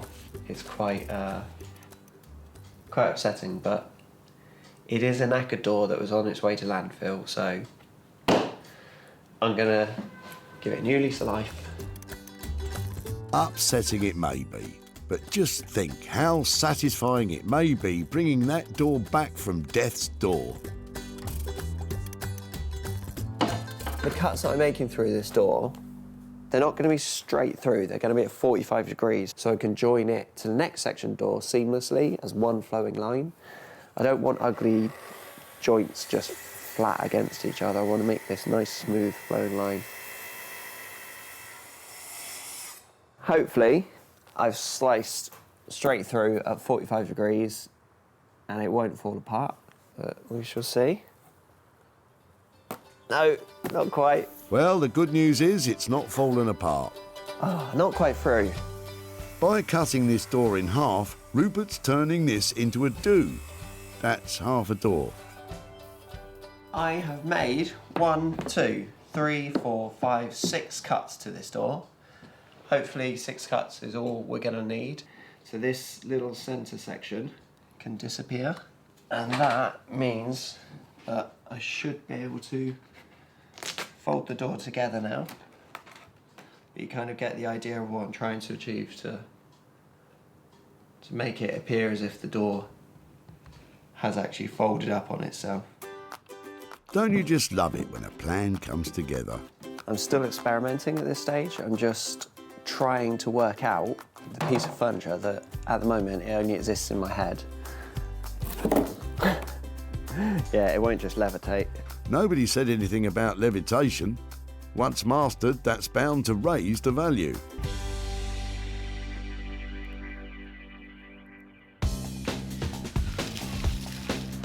And in Wolverhampton, Jay's still purring over the Urquhart chairs. These are a stick-back chair. I think they originated in the 1960s, and this is classified as the Urquhart's originals. British manufacturing, what I say at its best. Sexiest leg in furniture, and it does exactly what it's supposed to do. Looks good, holds the seat up, perfect form. This is a part of English history, and I'm just adding my little bit of to it. Although Sarah brought 3 chairs for Jay, he's decided that one of them's too far gone. So he'll use the 3rd one for spare parts for the other 2. All of these have to be sanded down, and that's all of the sticks, including this bit here. That is kind of like water damage on there. So it will be interesting to see if that has gone through and I can't clean it off. What I might then have to do is just paint this. So the design, what I've got in my mind, is determined by what the chair unravels to me. And unravelling before our very eyes is Jay's plan for the colours. So you imagine a light chair, like that colour, with black, and then with a hint of that, and those work. So I'm quite happy with that, actually. All it means is that I've just got to do loads of sanding. Sanding down ingrained stains is one of the biggest jobs of any furniture restoration. And it will reveal to Jay just how much of the wood he'll have to paint over. The wet wipe actually gives a true indication of what the wood would look like once it's finished. And then it will show kind of all of the imperfections that are there. So it's almost like getting a dry run of how it's going to look. And although most of the wood is fine, a small number of ingrained stains means this part of the chair will need to be painted. Now this is going to look the bee's knees. I could see a really vibrant mint green. I might just do one leg at the back, but everything else black and just that one leg. And then these I'm probably going to have to paint. This might be black as well. So it would just, it's going to look amazing.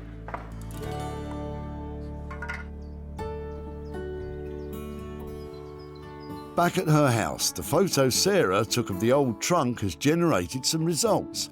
She's been directed to a website that deals specifically with travelling chests like Richard's wife's grandmother's. So there's all sorts of different trunks on here, but basically it's a dome top antique trunk, and it looks like it might be American or continental. It doesn't look like it's British. So, and probably 1870, something like that, are the similar ones that are coming up on here. And wow, some of them are as much as $3,000 a trunk that look just like our one. I mean, the condition of ours is not great, but we might be talking as much as £1,000 for that trunk. And that will be amazing. Sarah's success is measured in sales, and she always seeks out the best opportunities to maximise profits. Hosting regularly her own furniture and clothing sales from home, Just sold the sofa. advertising and selling online, Get that online. or meeting commercial buyers in person to sell direct. Seeing this is really refreshing, and it's good. And people are going to want more of it. It's going to grow, this thing, I think, that you're doing. With opportunities galore in the things we throw out, Sarah's always looking to make money for nothing. So Richard's wife's grandmother's old trunk went on one more journey from the garage to the dump. That looks amazing. She went travelling when she was about 85, 90. So Oh, that's why, really? yeah. So it's probably, I bet she didn't use one of I these, don't think did she used that then, no. And after sitting in the garage for years, Sarah took it to the barn to rejuvenate it. That looks a lot better. And after some detailed research, she discovered it's possibly an American traveller's trunk from the 19th century that she could sell for a very healthy profit for Richard. Back at the house, there's been a change of heart. Knock, knock. Hattie, Richard's wife, is finding it difficult to say goodbye to her grandmother's chest. Hi there. Hi. Hi, I'm Sarah. Hi, come on Hi, in. I'm Hattie. Hattie, come on in. And Sarah has invited her over to take a look at what she's been up to. There you are. Do you recognise that? Look. Remember, Megan? The chest now looks fit to store treasure, and Sarah's able to give Hattie a bit of history on it. I think it was probably something around 1850, 1875, something like that, so quite old. And some people are suggesting that it's an American trunk, so I don't know if there was any connection with where it came from with that kind of travel, but probably not English. Yeah, just a really fun sort of oldie piece. It's, well worth hanging on to, I think. Do you like it? The chest did once feature prominently in Richard and Hattie's home, but when they started a family, it was put aside. When we had Megan, as soon as she was mobile, I was just really concerned about having it in the house because I thought with the metal edge, I was just worried if she lifts it up, it could literally, chop her fingers off. So that's when it went into our garage, which unfortunately is a bit damp, and that's when it sort of got into a bad way. But with even the briefest of clean-ups, the chest has been given a new lease of life. It's literally had half a go at being sanded, and I think that if you wanted to use some wire wool on it or a wire brush, it would actually come up, really quite well. So, and inside, all we've done is just given it a really good dust out, but it's in really good condition inside anyway.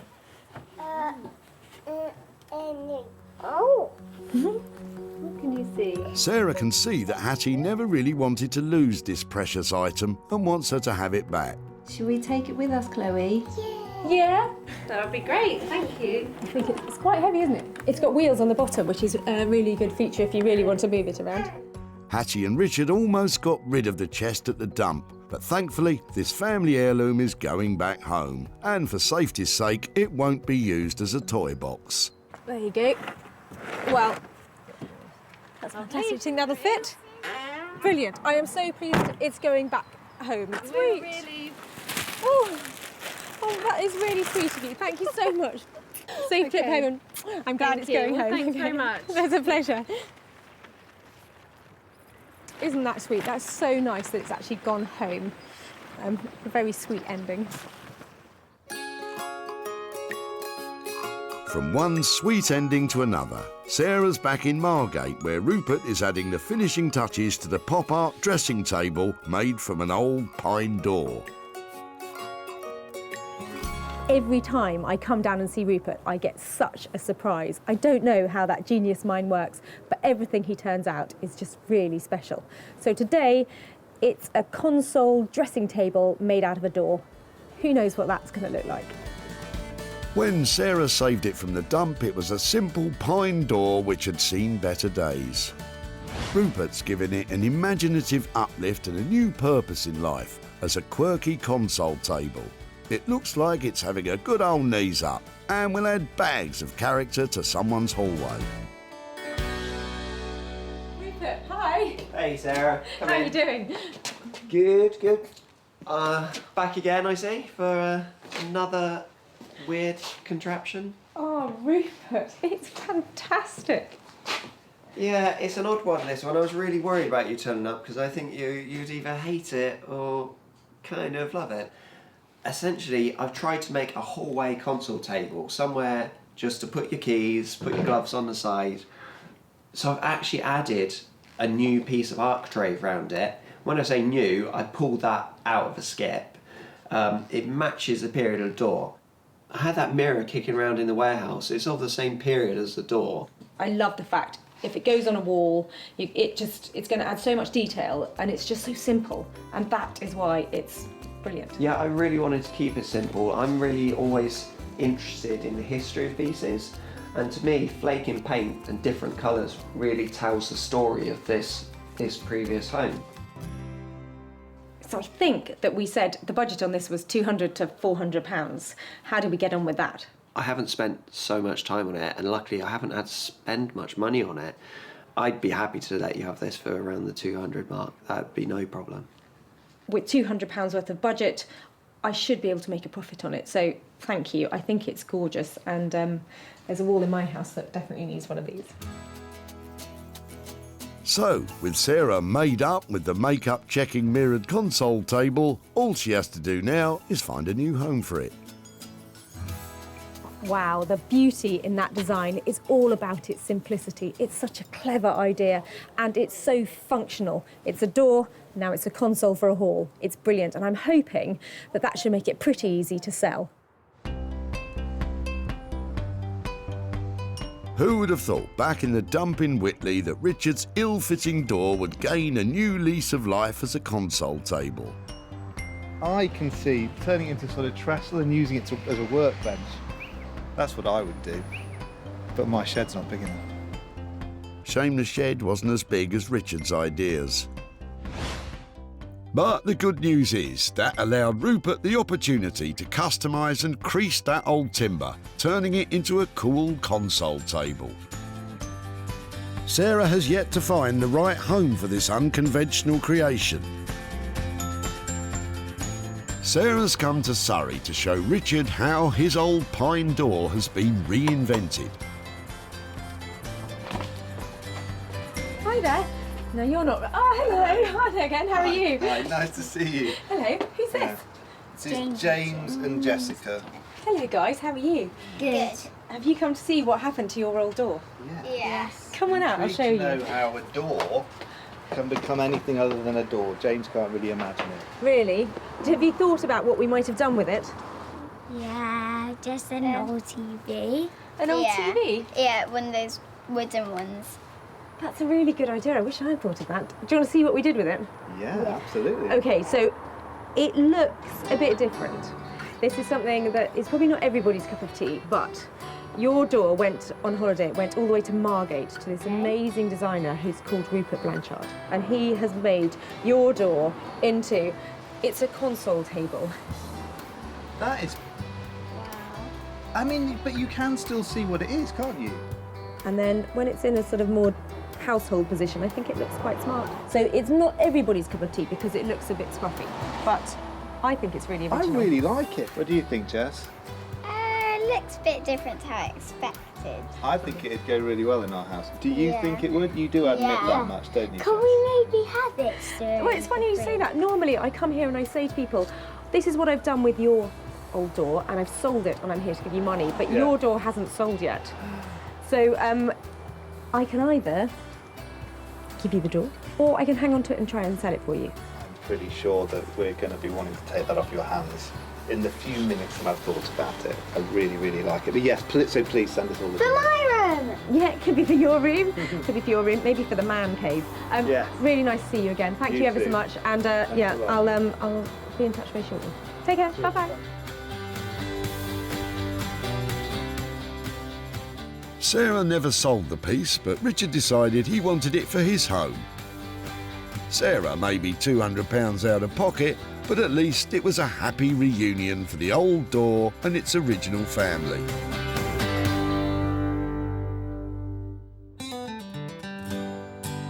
With 2 out of 3 items completed, Sarah has one more pickup to make.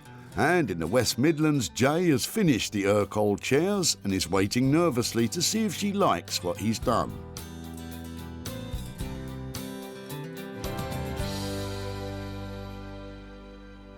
Well, Sarah knows I love Urkel, so her bringing me these, hopefully she'll be pleased with what I've produced. I would have these in my house all day, every day. These are really, really brilliant. But will Sarah agree with the radical approach to colour Jay has taken with these classic chairs? I can't wait to see what Jay has done. He's Urkel's biggest fan, and I'm hoping that with the pair and the spare that I dropped off, he's managed to create 2 fabulous Urkel stickback chairs. When Sarah brought 3 chairs to Jay, they were on their last legs. And now, 50 years after they were made, they're cutting-edge Urkel chairs once again. What have you been up to? You're just a genius. Look at that. Just the one leg. Just the one leg. How quirky is that? All they needed was a decent amount of glue, taking the glue that was out of it, and then putting them back together, and they are ready to go for another 60, 70 years, I believe. Perfect. Made my day. Absolutely perfect. I think you've kept that purity, that Urkel finish and that look, and just enhanced it. Oh, just world class. Brilliant. Yeah. Couldn't be more pleased. Flattery will get you everywhere. Flattery will get you everywhere. Oh, good. I think we set the budget at 100 quid for the pair. Did we come in on budget? We came in on budget. We came in on budget. Luckily, Sarah can already see how these ultra-modernised, chic Urkel chairs will sell themselves. They were tired and they were going to a skip, and look what you've done. Yeah. Fantastic. Thank you. Thank you. I'm glad you're pleased. I'm glad you're pleased. I think you can tell. I really do like them.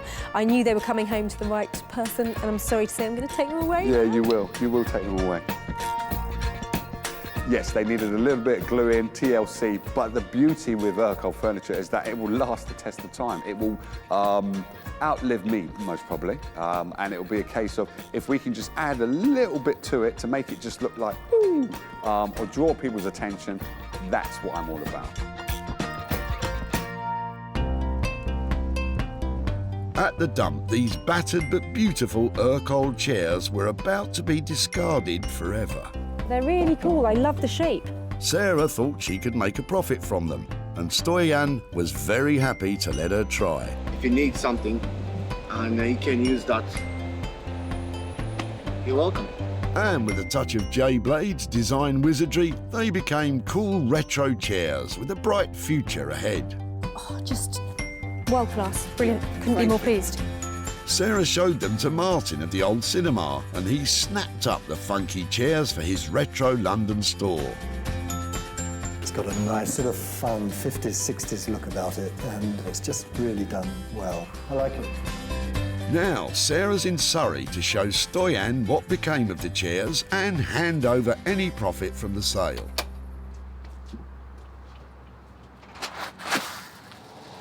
Hi there. Hello, hello. Hello. Hiya. I'm Sarah. Hi there. I'm Liliana. Hi there. I'm Hi, Stoyan. nice to see you again. Nice How to are see you? Yeah, very well, thank you. I've brought some pictures to show you of your Okay. chairs. Now, I remember you dropped 3 off at the tip, Yes, didn't you? yes. And did you say you got them from a car boot sale? Yes. And they had been stuck together lots of times. Was that you who'd been Yeah, mending them? we used that nearly 9 years. Oh, really? Yeah. They were a bit wobbly and they were quite old. Yeah. They were unstable and we had no use for them in the room. We just didn't have space for them. Okay, so your chairs, would you like to see what happened to them? Yeah, please. There's an amazing guy called Jay Blades who specialises in revamping very furniture. hard. What do you think? It's very hard, yeah. Ooh. Nice. Good? Yeah. Do you think it works? Yes, and this is bright as well. Really good. Ian? Color contrast is... I don't think you could do that with these chairs. It turns out that those chairs are made by somebody called Urkel. They have a very strong look. Urkel is collectible, and we paid him £100 to paint it all and to make them look fantastic. But we sold them for £200. So I've got £100 here to give to you for your chairs. What's about it? I told you about the We can give them to charity. charity Keep that for the ourselves. charity for ourselves. Really? Yes, please. What I'd like to do is, if I give it to you, then you can choose which charity that you give it to. Macmillan's, we at school we did some work for Macmillan's, so I could. That would be great if you're happy with that, and if I can send you pictures or anything if you want to show anybody at school how the money came or what we did with your chairs. That's fantastic. Okay. So thank you. Thank you very much for letting Thank you me for keeping have in touch your. and- Oh, that's lovely. And thank you. Oh, it's a good luck pleasure. with what you're doing. It's really great. Oh well, thank you. They were great to work on. Jay charged £100 to repair and reimagine the Urkel chairs. Sarah sold them for £200, making a nifty profit of £100 for Stoyan and his daughter Viljana. It's been really emotional to see Sarah and what she's done with these chairs. For me, it was just a chairs which done the job for me. But now they look really, really good, and I'm impressed what they've done. Sarah rescued 3 unwanted items from the tip. The treasure chest that steered its way back home. The pine door was revamped into an offbeat console table. And the swing was put back into those 60s-looking chairs. Well, that wasn't quite the outcome we expected for that trio of tip treasures, but it was satisfying nonetheless. That chest has gone right back to the heart of the family where it belongs to be. The console table is now a treasured possession, and the Urkel chairs have raised money for charity.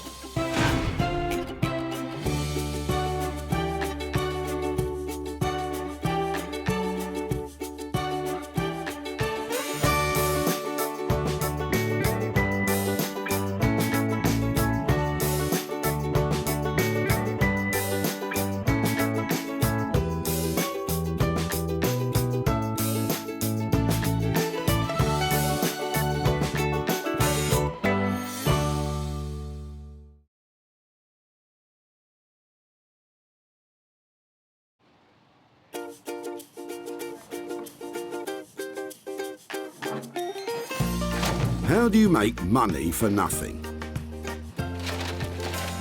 The answer could be hiding in the 20 million tonnes of household waste we throw out every year. Before you throw that away, is there any chance I can have a quick chat to you about it? Sure. That's why entrepreneur Sarah Moore wants to get her hands on things before they hit the skip. I am a passionate buyer, user and renovator of second-hand stuff, and I've turned that passion into a money-making business. I turn old into new and I sell it for a profit. Sarah's ready to sift through as many boots and bin bags as she needs to. That is the most fabulous thing I've seen here. This is so exciting. In her search for tip treasure. I love rifling through the rubbish. And with some of the country's elite designers and makers. Hello, hello. What have you got today? I want to do what's right for this piece of rubbish. She can transform her finds into desirable, Look at that! beautiful, Speechless. valuable, You're joking. and hopefully saleable items. You always talk my kind of money, Jay. I love doing deals with you. If Sarah is successful, then she can hand the profits back to the very people who had no idea there was cash to be made from their trash. Wow!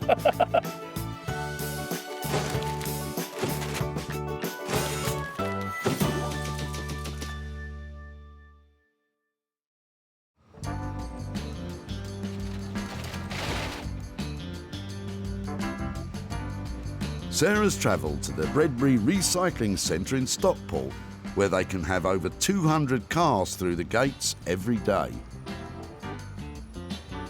So can you hear them? Can you hear them all calling out to me? They're saying, Sarah, save me, don't put me in the skip, make me into something beautiful. And that's just what I want to do. And in the process, I'm hoping to make lots of money too. Sarah talked very nicely to the kind people who run the dump and has secured special permission to ambush people today. Oh, look, there's a nice big car coming in. Maybe they've got lots of things in their boot. Sarah's on the lookout for 3 items she can breathe new life into and sell for a profit. No need for one of those in your life, then? No. No breaking and entering? Well, I've got other tools for that.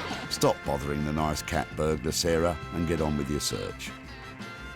Well, it's not long before Sarah has her eye on Chris's leather sofa, but only if it's the genuine article. Is it, this is a really question, is it leather? Yeah, I think Really? so. Yeah, well, I can remember. Have you had it long? What's the... It's about 10 years of age, that. Probably 12 now, not about 12 years of age. I used to have 2 Dalmatians, so parts of it's marked. Okay, that doesn't For matter. the dogs wise. We've got a new one, and so this one's just literally been dumped in the cabin there. Yeah. If I can get this leather off here, I can make handbags, maybe bodices. The fact that it's worn actually adds to its appeal. Well, hopefully we'll give it another life. I don't really know what that will be yet, but it's lovely material, particularly this bit, probably the most worn bit. It's so soft. Yeah, it's more bums have been on that one. I beg your pardon? More bums. What a cheek. But will Sarah be able to salvage enough leather that's not too bum-battered? Considering that, you know, the city's about 10, 12 years of age, and it's been well worn by several people's bottoms and several dogs. So yeah, I think she'll struggle to do anything with it, really. I couldn't be more pleased with this footstool and chair. It's covered in the most fantastic leather and like meters of it. So I've got a marvellous maker lined up who's going to transform this into something that you just won't believe. And at the end of the day, I think we're going to make some money out of it as well. Having comfortably bagged her first item, Sarah now has to turn sat on into saleable. And she has just the person in mind to do it. Chinello Bally has been turning heads since reaching the final of the Great British Sewing Bee. Her hand-cut couture pieces have caught the attention of the fashion world, and now she has a long list of celebrity clients. I've always loved fashion. I think it comes from background actually, because my mum is very, very stylish. The women in my family are very stylish. I've always been surrounded by very unique items of clothing. One of the things that encouraged me the most to start making for other people was because when I wore my garments, people would always stop me saying, oh, you know, oh, I really like this. Where did you get it from? And they'd find out I'd made it myself. And then very early on, I'd get people say, oh, can you make one for me? And I really do look for the beauty in anything. Chinello may look for the beauty in everything, but she may struggle to find it in the load of old leather Sarah's dropping off.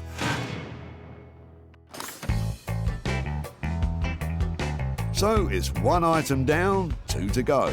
And while Sarah was busy with Chris's sofa, she's missed an absolute gem. It's really annoying that that's in there, and that's, you know, it's nice old wood. Just to be clear, once something hits the tip, it's out of bounds. Can I just go in and get it? No, Sarah, you can't. But if you're quick enough, you might be interested in what Derek has in his boot. Hi there, I'm really sorry to bother you, and I know you're busy, but I'm just wondering what you're dropping off and... Just a bit of steel and aluminium and so on. Okay, was it a greenhouse or something? Yes, yeah, it was an old greenhouse. We're looking for things that we might be able to make into other stuff, and these angly bits look really interesting. Would it be okay to have a better look at them outside? Yeah, of course, no promise, I'll take them out. Brilliant, thank you. I know they're rusty and beaten up and stuff, but they're just the kind of thing that we might be able to marry them up with something. Yeah, I'll take them. Really? That's fab. Where would you like us to put them? Just over here would be, in front of the scrap metal would be lovely, thank you. Sarah's acquired some angle iron, which is kind of like a giant Meccano set for grown-ups. Brilliant, thank you so much for your time. Thank you, bye-bye. But can she reassemble it into something that can turn a profit? What does Derek think she'll do? I'm assuming she's going to make a shelving unit of some sort, using the garage or the shed. It's all in one piece, as long as she's handy with a paintbrush. Anything like this that is modular, so it comes apart and you can screw it together, is really easy to work with, even if you're just an amateur. So although it's in a bit of a state at the moment, I think it's got real potential if we were to give it a really good clean down. If you keep polishing it up enough, it's the kind of thing that you can put in your house. Not in my house. And it's not going to be much good on its own. Do you think you can find some old wood or something? Oh, you already have. So it's probably all here. It's a junk jigsaw. There we go, back to being pretty much a whole door now. What do you reckon? Your next dining room table, sir? Well, I don't fancy eating my dinner off it. And if she plans to stick it together with the angle iron and make something out of it, she's going to need some help.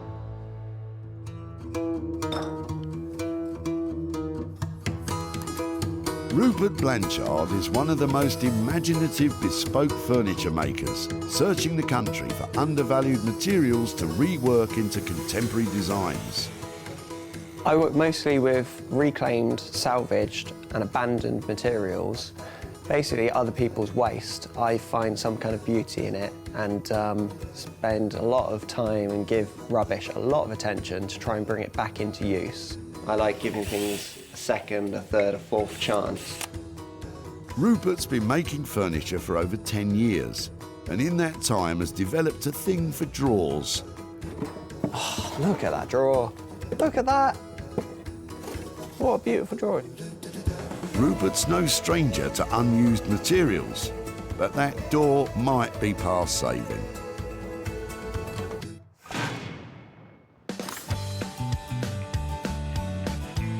With 2 items found for Sarah's marvellous makers, It'd be right to just have a quick rifle through and... Lovely. the hunt is on for something that will be Sarah's own money-making mission. They're really cute. There are 200 cars an hour coming through here. I have got to be able to find something. And Peter and Michael's trailer of trash may contain just what she's been looking for. What brings it here today? Well, your in-laws are moving out, aren't they? So we're just bringing it from... So this is our rubbish, what we're just throwing in everything. So where's it been, in the shed or in the Yeah, garage? it's just Or been in the shed. I don't know what that is. That's quite cool. Oh, Rizzlers.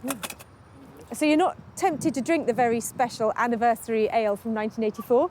No. No? No, I can see that might have limited appeal. I'm more of a Foster's man. Really? Great. So far, fags and booze. Get a move on, Sarah. Ooh, look. So is it just me, or does that... There's something cool about that, isn't there? It's just you, Sarah. Maybe. I wonder if you could use those in lighting or something, because they're just the fact there's so many different colours in there. I feel really bad about putting those into the tip. I'm not quite sure why, but they've got a certain appeal. Yes, to golfers. Oh, wow. Wait, what's this? Peter's got another bit of treasure for you, Sarah. But how could it possibly beat those golf tees? Do you know what it is? I ain't got a clue.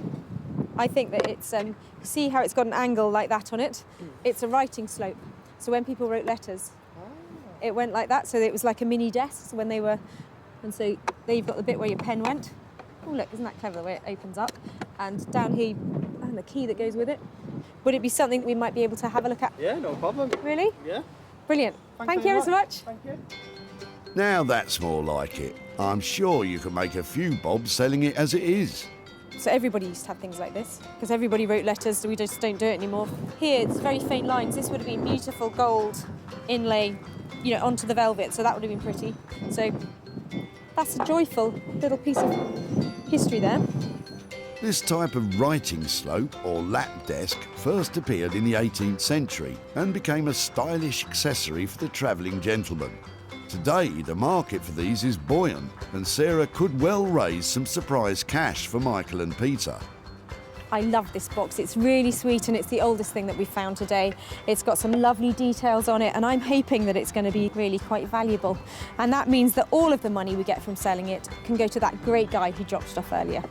So that has got to be a good thing, hasn't it?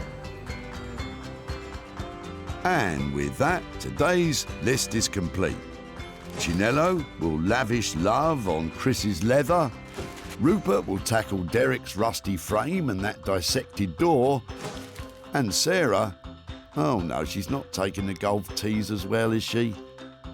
Oh well, double the potential profit, I suppose. I have cherry-picked my way through loads of rubbish here today, and I've picked 3 potential things that I think will make heaps of money.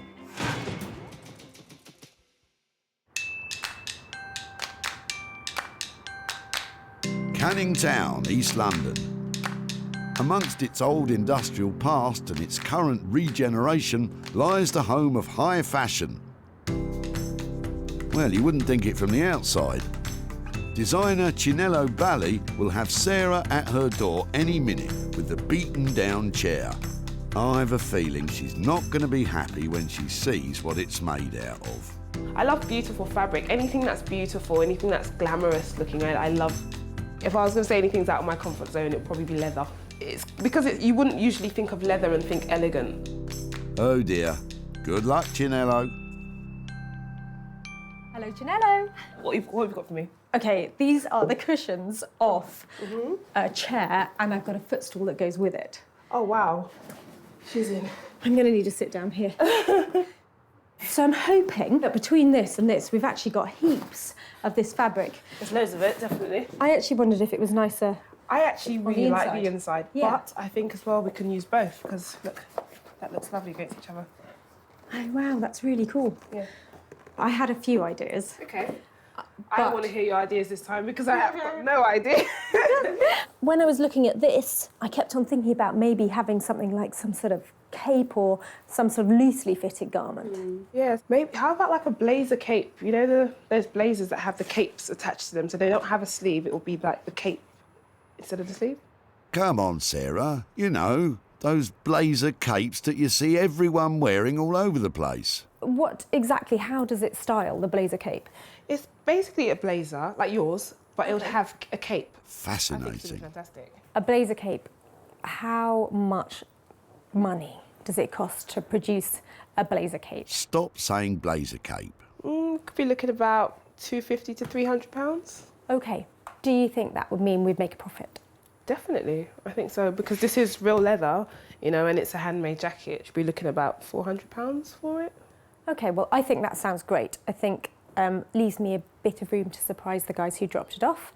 Well, shall I leave it with you? Yes, I'm going to kick you out now so I can get on with work. Okay. Bye. Don't work too hard. Okay, bye. Bye. And so, blazer cape. So this is sort of out of my comfort zone, but I think it'll be good. I think it'll be a challenge, a good challenge, however. Armchair footstool becomes blazer cape. It's not an obvious choice of garment, but only Chinello would think of something like that. Secretly, I hope it fits me. So do I. So it'll be £300 to produce the garment. And all Sarah has to do is find a superhero looking for formal wear, and she's sorted.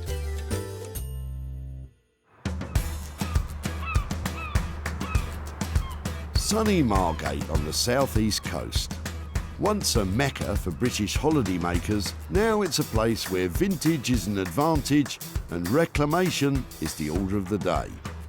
And one man leading the way is our Rupert. And Carlos the cat. Sarah's about to set him the challenge of making something out of the angle iron and the old barn door. Rupert, hi. Hey, Sarah.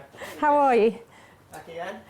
I've got a few things. Okay, don't look. Can you rustle off somewhere and I'll bring it in and then you can see it because I don't want you to get put off. Sarah thinks if she can make it look presentable, then Rupert might just see its potential. It's all coming together. It's going to be fun. Sarah's brought some weird things to me before, so this time, who knows what it could be. Looks good, doesn't it? Really inspiring.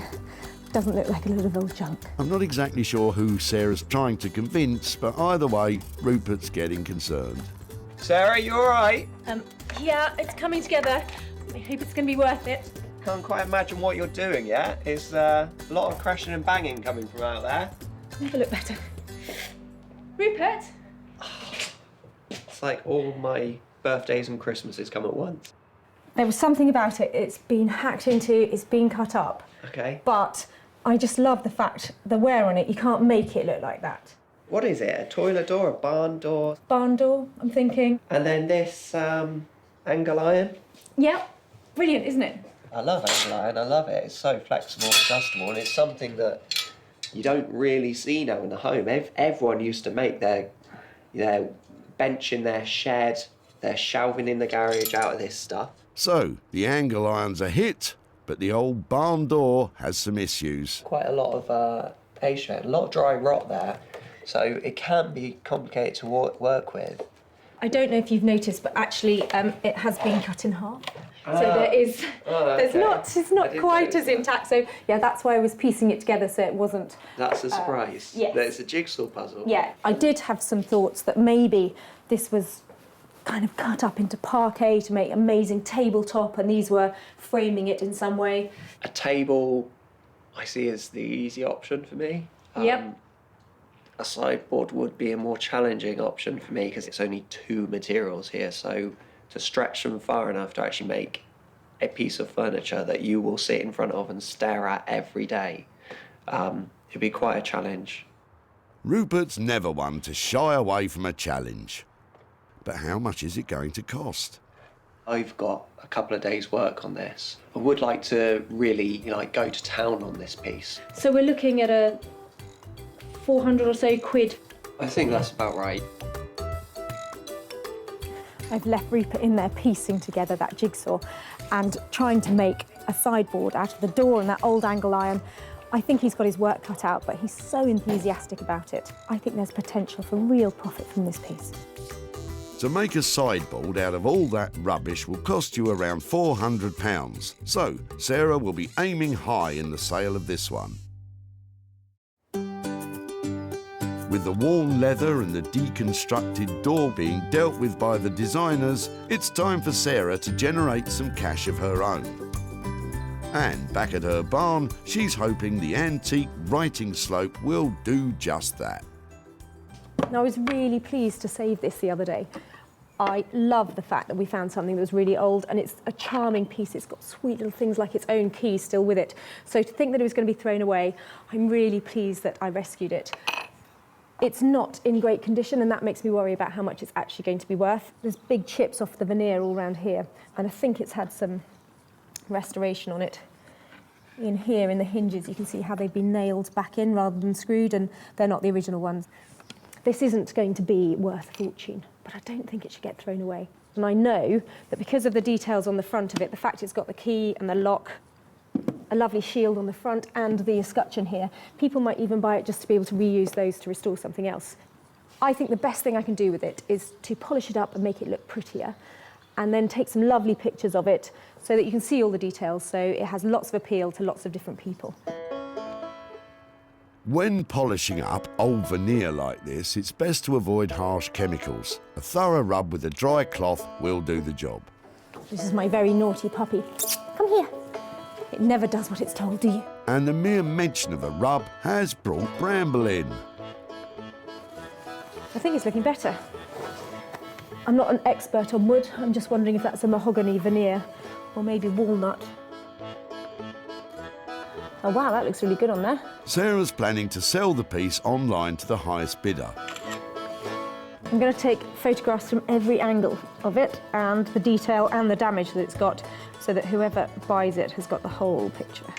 Well, maybe, looking at the state of it, less is more. Come here. A quick look online to compare prices, and things are looking promising.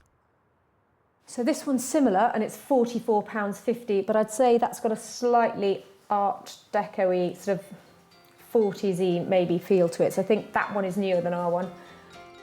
Victorian writing slope. Right, so there it is. It's listed. Let's hope that it makes £30. Maybe, on a good day, £40. Fingers crossed. All we can do now is wait to see if it makes any money. Let the bidding begin. Sarah hasn't spent a penny on the writing slope, so any money made from it is truly profit.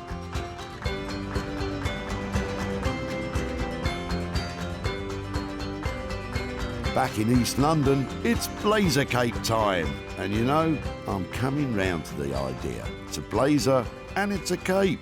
Come on, I want one. So, Chinello, where do we begin? I decided to dump the blazer cape idea this morning. No, why? Because I just woke up and I thought, how is this going to work? So I'm going to make a dress out of this. So more of a shift style dress. And also I really wanted to put my own signature on this. So the jacket thing is not really something I do. Dresses, they're more my thing. Oh, OK. I'll have to find my own blazer cape then. But what's your idea for the dress?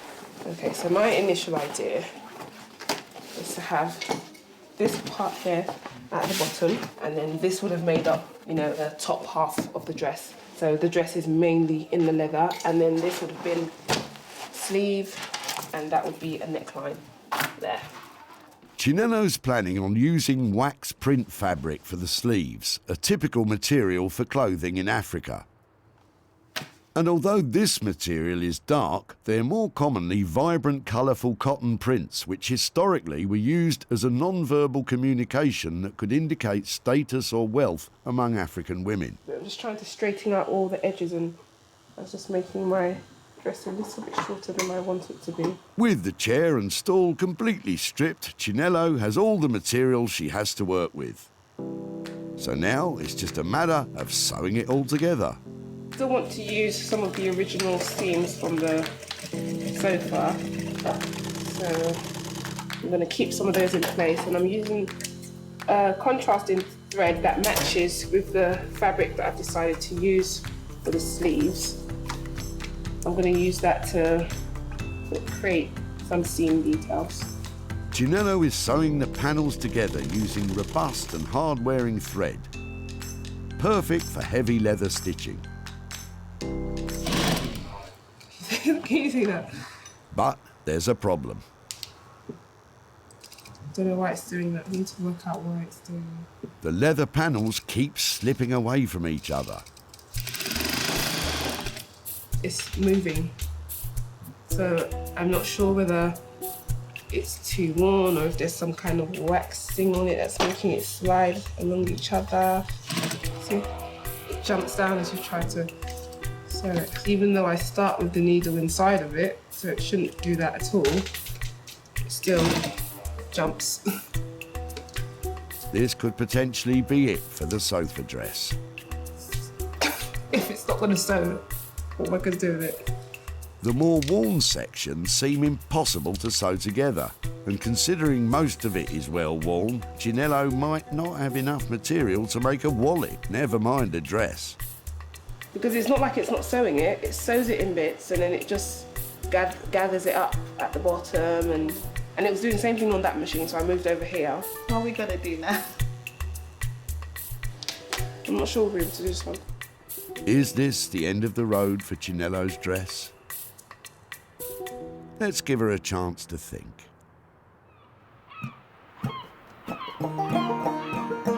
Meanwhile, over in sunny Margate, let's hope that Rupert's having more luck with the angle iron and the old barn door. I know that I'm going to make a sideboard out of all of these pieces. And yeah, I don't want this to be a sort of typical shabby chic piece. I want this to be really quite polished. It's just going to be a bit of a labour of love to make it a high quality finish. Rupert's planning on leaving the chip paint effect on the wood as a feature, which doesn't sound like a quality finish to me. But what do I know?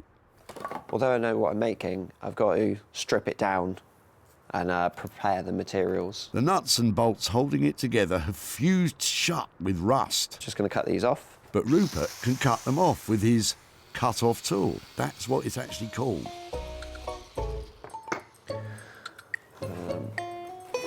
Just use a hammer because these will still be quite hot. Once the door is taken apart, a few more screws. You can get an idea of how much usable wood he has to work with. But it's all looking a bit crumbly.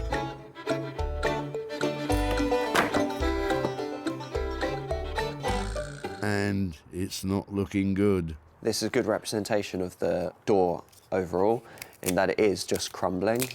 It's got a lot of normal rot and a lot of dry rot. Ideally, any carpenter making a cabinet doesn't start with rotten wood. Now on this table is everything that's really usable. I've got it down from what was a pile of rubbish to an organised pile of rubbish. I suppose that's some progress. There's still a good 60% of this door that we can reuse. With just enough wood to construct a sideboard, Rupert gets to work sawing the usable pieces into planks to match his very intricate blueprint on the floor. Next comes the angle iron, which will form the structure of the cabinet. Angle iron became very popular amongst do-it-yourselfers. With its easy-to-assemble design, it was possible for almost anyone to build anything from shelving units to greenhouses. The more I put together, the closer I'm getting to working out what this needs to become. Rupert's on a roll and looks to have this finished in no time. But wait a minute. That's one short and two wide. That's one short. Where are the other pieces of wood? I've miscalculated it.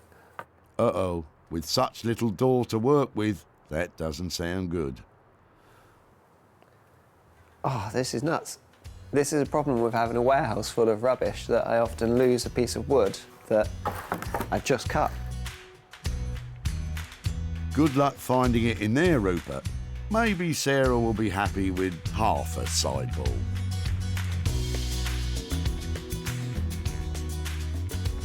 Back in Sussex, Sarah's online auction of the writing slope is nearing an end. Exciting. She was hoping for around £40, and with a few seconds to go, it's sold. Well, the writing slope has sold, but it hasn't made great money. It's made 15 quid, which is better than nothing because it was literally about to go into a skip. So if that has only made £15, I want to make a bit more money than that to give back to Pete. I think I'm going to have to take up the golf tee challenge. Oh no, I'd forgotten about them. What should we do with them then? Don't ask me.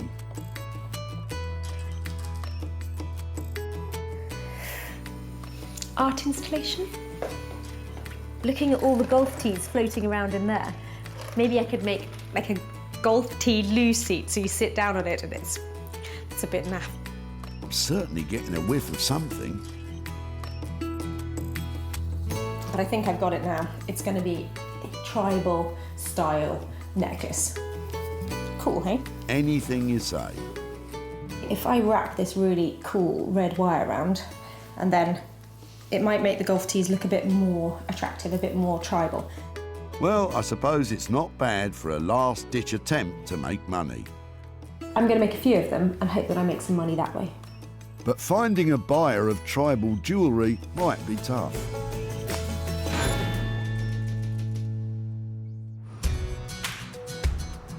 Back at the dump, Sarah was rustling through Peter and Michael's box of old bits. So this is our rubbish, what we're just throwing in everything. Ooh, look. First came the golf tees. There's something cool about that, isn't there? And then an antique writing slope. Oh, look, isn't that clever the way it opens up? The writing slope underperformed online. It hasn't made great money. It's made 15 quid. So Sarah got to work on the tees and eventually produced some multicoloured tribal-esque necklaces. Sarah showcased them at her barn sale and was optimistic the country-living crowd would get behind them. I'm putting them out at £10 each. I've got some more to come out later and I think they look really cool.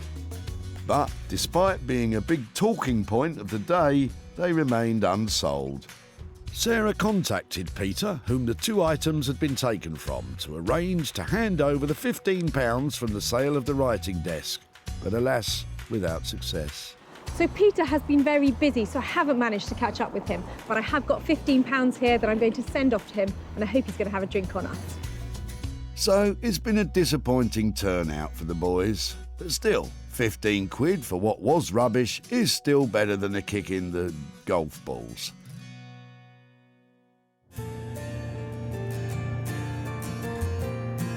Back in southeast London, when we last saw Chinello, her head was in her hands and the leather was in a heap on the floor. Her sewing machine had met its match, and now Sarah's on her way to see something, I hope. So this is the kind of transformation that really stretches my imagination. I've dropped off a chair and a footstool, and I'm coming to pick up a dress. Well, you're in luck. With the help of a specialist leather sewing foot, don't ask, Chinello has taken the bum-battered sofa and transformed it into an amazing bodice. I'm still a bit disappointed about the blazer cape though. Chinello used a wax print fabric to create the skirt and sleeves. And a beaded detail lines the plunging neckline. Wow, I hope Sarah doesn't want to try it on. Hello. Hello. Ah, that must be it. How are you? I'm fine. How are you? Really well. What were you expecting? I wasn't expecting beading or detail like this. And I was thinking suede because of the back of it. Yeah, I was going to, but all of the back pieces were so different and there was nothing uniform at all. I thought, I don't think that's a problem. It looks amazing, doesn't it? I love the way you've got the darts in here. Yeah, I thought let's carry on with the, you know, the whole leather feel of things, you know, because usually it's, you know, so many panels put together and they just do all the outside stitching sort of decoratively. So I've done that as well. It's got your signature sassiness about it, hasn't it? Because this is quite revealing, isn't it? And this isn't long, is it? Would you like to try it on? No, I can't try it on. What, seriously? Okay. Yeah, if you'd like to. Go on then, I'm happy to give it a go. Yeah? Yeah. Okay, let's Look take away. it on. Sarah, there are kids watching. I think I'll keep this on. Thank goodness. Are you stuck, Sarah? Help her out, Chinello. It actually does look nice on you. Someone please stop her. There you go. Brilliant. That is amazing. Thank you so much. I'll keep in touch and tell you where it goes. All right, thank you. Mwah. Let's know how she goes. I thought that was so cool that Sarah tried the dress on, but I think what she really needs is some high heels and a night out. Yeah.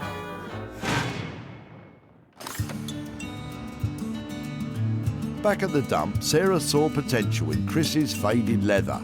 If I can get this leather off here, it's beautiful, it's really soft. More bums have been on that one.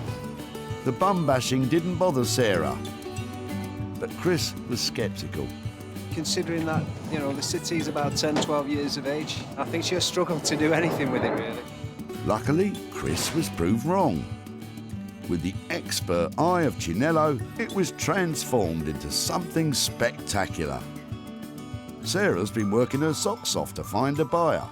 But with this bespoke piece, made to measure no one in particular, Sarah's been unsuccessful in finding someone it will fit.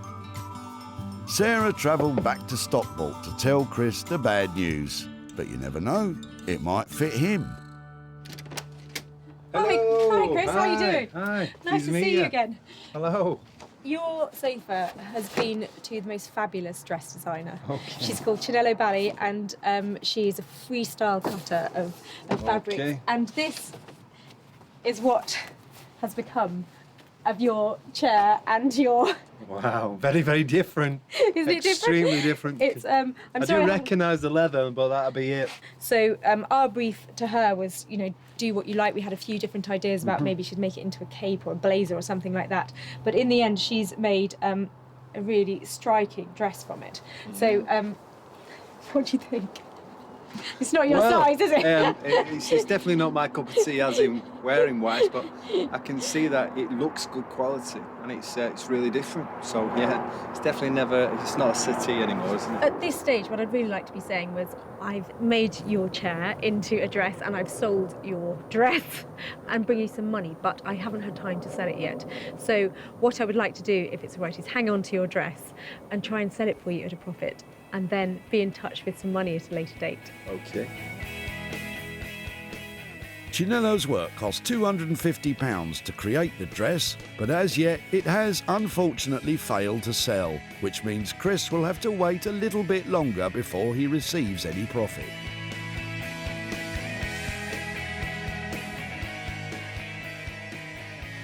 Well, it was great to be able to show Chris the dress that Chinello actually made, but I wish I'd been able to turn up with some money for nothing. But hopefully I'll be in touch soon and have something to share with him. I didn't know what she was going to make, but her dress would have been definitely the last on the list, let's just say. So yeah, definitely wasn't the case that I was thinking she's going to make a dress out of it at all.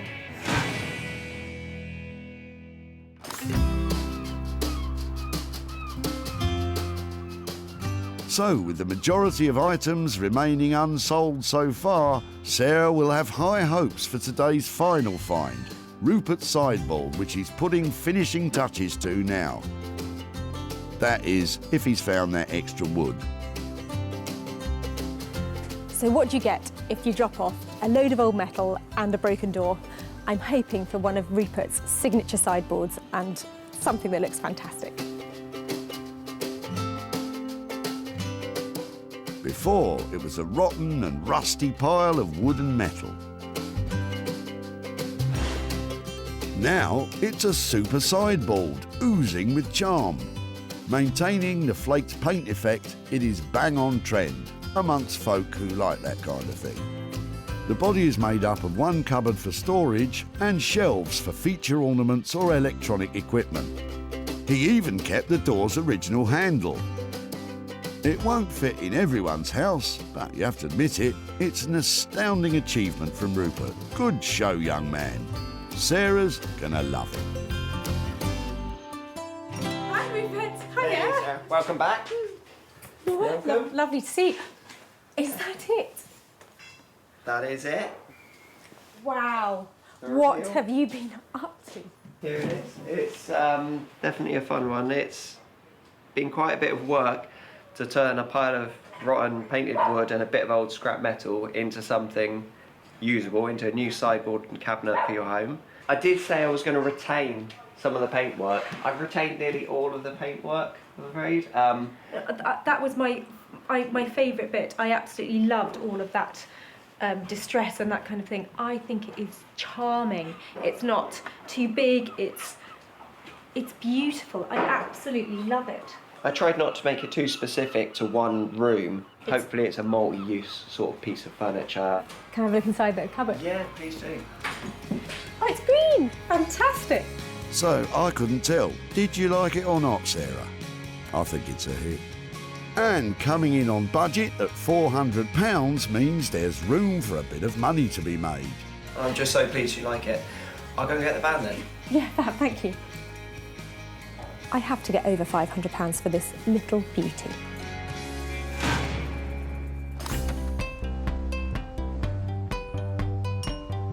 Back at the dump, Sarah ambushed Derek for his angle iron. Yes, it was in our greenhouse. Oh, fantastic. Derek had confidence in Sarah's abilities, It's only one piece, as long as she's handy with a paintbrush. but it was missing something to tie it all together. And then she found it 2 minutes later. Your next dining room table, sir? She wasn't far off. Thanks to Rupert, it was transformed into a bespoke sideboard. Sarah's invited one of the country's leading retro furniture dealers to see if he was interested. And it turned out he's a big fan of Rupert's. Well, I love this, and I love his work. With a fish on the hook, Sarah tried to reel him in with some big figures. Probably in order to see profit, I need to sell this for £550. It's tight. That figure was a bit too big. But with a bit of negotiation, I would really like to have it. They came to an agreement. Sarah's back in Stockport to show Derek what was made of his old greenhouse and hand over the cash. Hi there, hi Derek, how are you doing? Okay. Not bad yourself? Yeah, very Good to see you well. again. Yes, and you, and you. Any ideas what we might have done with your frames? I can't think of anything except the same it was before, a shelving unit of some sort, or maybe an art display unit. Yeah, well, actually, they were turned into a sideboard, and I've got some wow. pictures to show you. Okay. Hopefully, you can see where your frames are in the. Wow. It was You got rid made. of all the rust and everything as well. Looks brilliant. Do you think? Yeah, it looks really good. Wow. They I never were- thought it would amount to anything except scrap metal. So you approve of what we did with it? Yes, no, it looks really good. You managed to find a good home for it?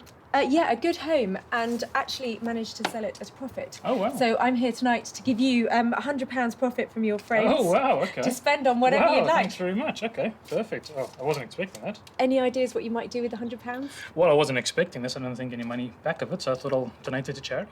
Oh, Got really? a local animal shelter charity around the corner that's always in need of something, so... That sounds like a great idea, and somebody has gone on to have a lovely piece of furniture made out of the materials you dropped off. So Brilliant. I think sounds like it was all good. Gets a bit of good use out of it. Yeah. Great. Lovely. Well, really nice to catch up with No, you. thanks and very much. absolute pleasure. And Yeah. lovely use of money. That's great. Oh, brilliant. Thanks very Okay, much. take care. Okay, Thank you very cheers, much. bye. Bye-bye. So Rupert charged £400 to transform the pile of old metal and pieces of door into a sideboard, but the sale of £500 made a profit for Derek of £100. I wasn't expecting anything in the slightest, half of what you maybe made, or if anything at all. But no, it's come out looking really good. I love the fact that Derek has chosen an animal charity to give the money to. We've got a little fan down here. I'm going to go home and tell Bramble that there's £100 going to a really good cause. Sarah salvaged 3 unwanted items from the Bredbury Recycling Centre. Chris's old leather sofa turned into a beautiful bodice dress. Derek's ancient angle iron transformed into a super sideboard. And the writing slope and golf tees have been given a new lease of life. So 2 out of 3 items sold for a profit and a lot of fun had along the way. Next time, we could be making something from an item you no longer love. See you at the tip.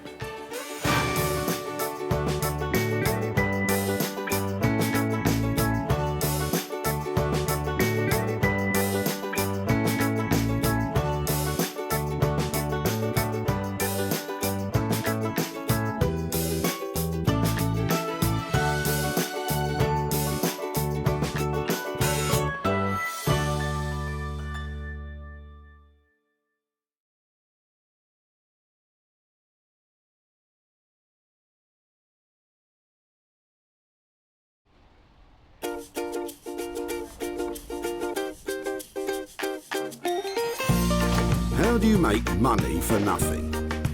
The answer could be hiding in the 20 million tonnes of household waste we throw out every year. Sorry, Spotty, before you throw that away, is there any chance I can have a quick chat to you about it? Sure. That's why entrepreneur Sarah Moore wants to get her hands on things before they hit the skip. I am a passionate buyer, maker and user of old stuff, and I've turned that passion into a money-making business. I turn old stuff into new stuff and sell it for a profit. Sarah's ready to sift through as many boots and bin bags as she needs to. Look at that absolute box of joy. These are just fantastic. In her search for tip treasure. We've got to be able to make something out of that, haven't we? And with some of the country's elite designers and makers. I've got a little something for you. Yeah, I thought you might. Oh, this is a hard one. She can transform her finds into desirable. Oh my word. Beautiful. Valuable. Cha-ching. And hopefully saleable items. Well, I love this, so I would really like to have it. If Sarah is successful, then she can hand the profits back to the very people who had no idea there was cash to be made from their trash. That is incredible, isn't it?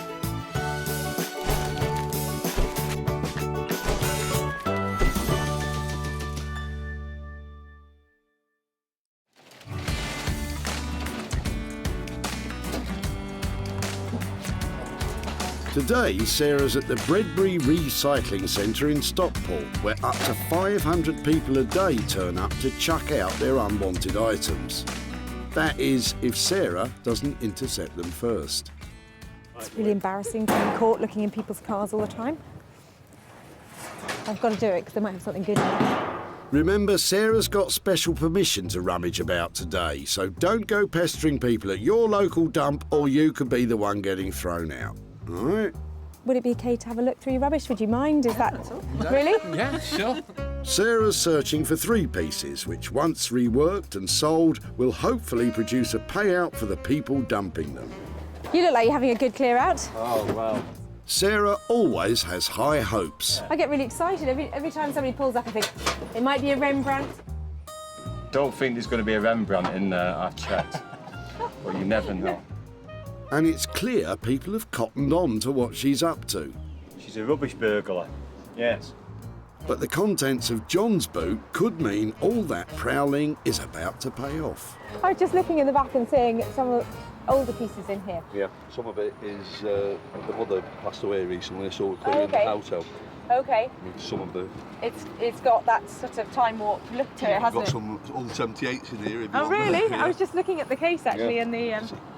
So were these weren't yours, then? No, these were my father-in-law's. Oh, wow. They're fantastic. Yeah. I would definitely like to have a look at them, and I really like the case as well. Yeah, look at that. And you've got a sewing machine as well. They're normally really heavy, aren't they? So get them out of the way. Do you know how to? Oh wow! Look, that's almost like brand new, isn't it? Wow! Look at, I absolutely love that. Look at that badge and stuff on there. There's something about that that's just so appealing. I think the little badges and all the bits of it. We'll make it like that now, do they? I haven't got anything else hidden in the trunk. No other old stuff. I don't think so. All right, Sarah, don't get greedy. We're just clearing, mainly from my house, out of my shed, which I'm clearing out for a new shed. But the sewing machine looks as though it's never been used. And as Sarah pays homage to the humble sewing machine, Oh look, it's even got its own instruction manual. John keeps unpacking his trunk and brings her something with even more potential. My word! Forgot I brought this. That's amazing. So original Bakelite. Yes. Whose was that? I used to be on the removals. Okay. Somebody gave it me about 30 years ago. That is the most fabulous thing I've Yeah. seen here. I absolutely love it. Apparently, if they're working, they're worth about £150, but it's got a bit messy, so I couldn't be bothered. I'm going to turn this into something fabulous. I tell you, this is so exciting. Bakelite is an early type of plastic, and radios like John's are collectible pieces of social history from a time when the radio was the focal point of the home. I love it. You've made my day. That is tip gold. That's right. Thank you so much. It's brilliant. See you. Bye. So, John's radio trumps the sewing machine and the old 78 to become Sarah's first item. She's got someone in mind who's sure to take it from the pits to the Ritz and make some money for John. Trot on Mark Phillips, also known as Horse. Electronic superbrain Horse was chief engineer for a world-renowned audio recording company for over a decade. He's now taken his love for restoring vintage sound equipment and made it into a business.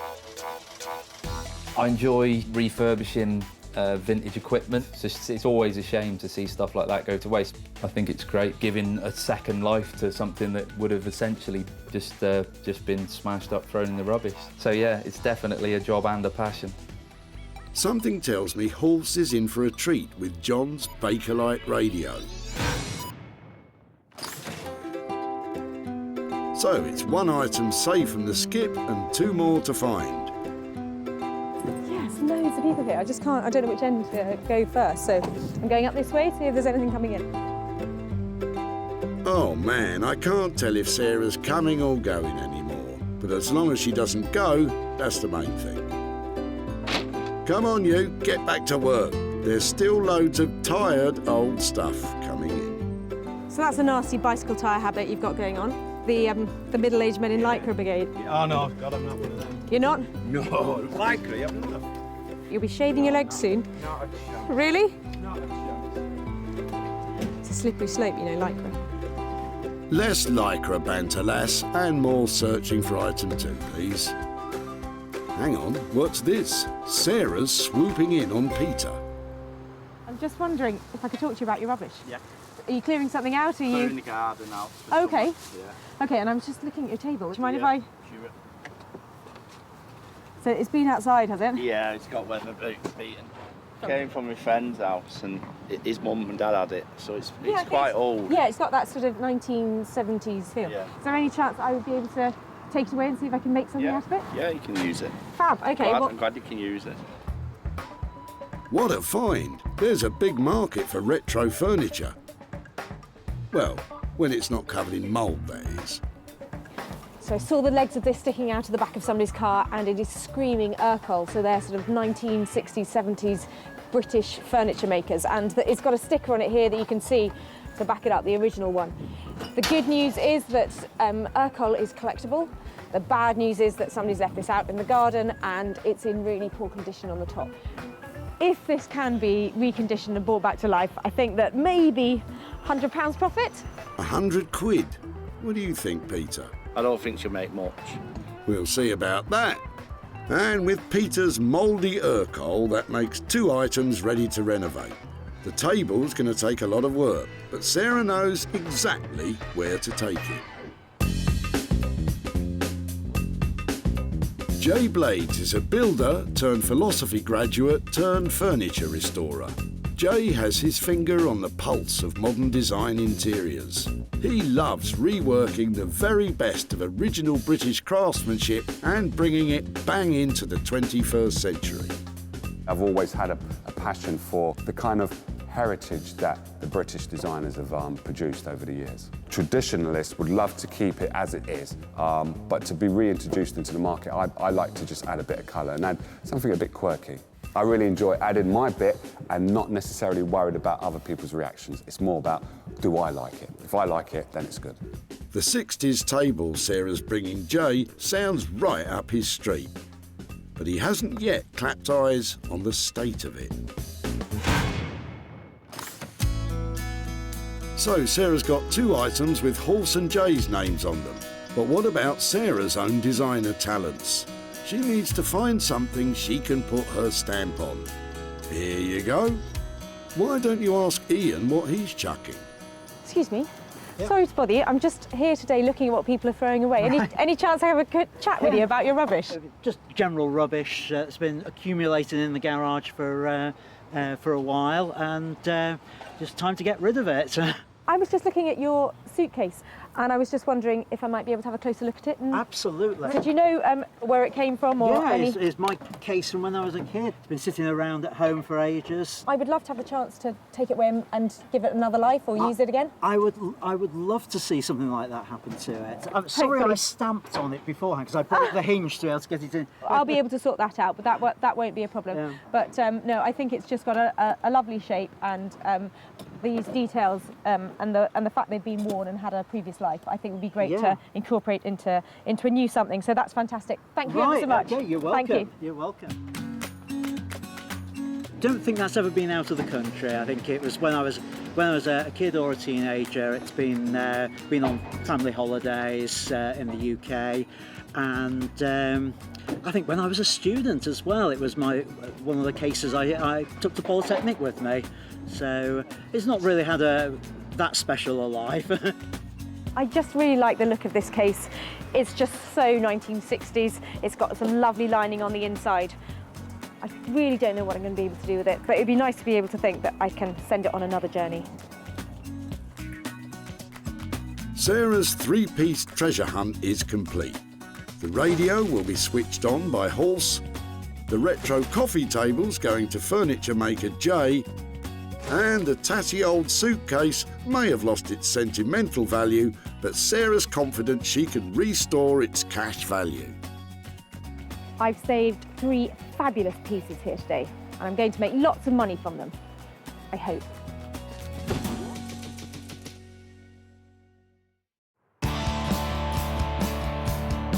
Sarah's next stop is Manchester, where the cultural scene is buzzing with a task force of talented designers and artists.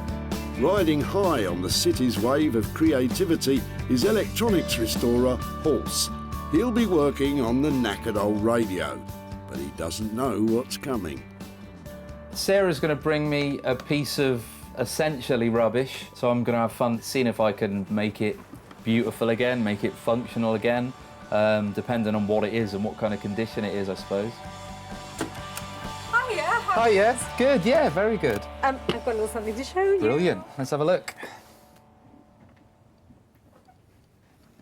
So I'm hoping this is your kind of thing. Brilliant. What do you reckon? Yeah, pretty much exactly, yeah. The only thing I'm worried about is my radio is actually in a bit of a state.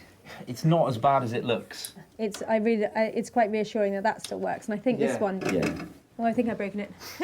Oops, Butterfingers. Remember, you're supposed to be adding value, Sarah. It would be really nice to think that sound could come out of it again, and I was wondering whether that means it's an accessory for somebody's phone or whether it's just a radio, but possibly something a bit cool. Yeah, the ideal application would probably be a universal kind of small powered speaker. That sounds fab. So basically, it's going to be something that somebody can listen to their music through with their phone or their laptop or something like that. Yeah, you can plug essentially anything into it. You can probably use some of the existing components. I'm going to use valves in it as well. They still make them for certain applications, mainly guitar amplifiers and high-end audio, hi-fi equipment. But they're just a specific warm sound to them. That looks really cool. I mean, I just love that just as it is, you know, Yeah. That's stunning. Shame those valves are going to be hidden away inside, really. Now, Horst really knows his onions when it comes to modifying vintage technology to accept modern gadgetry. He'll make sure that smartphones and laptops with mini jack sockets can be plugged into this old valve-powered speaker. Who'd have thought it? Hopefully will be a beautiful object that is functional and will sound really nice, and it's completely unique.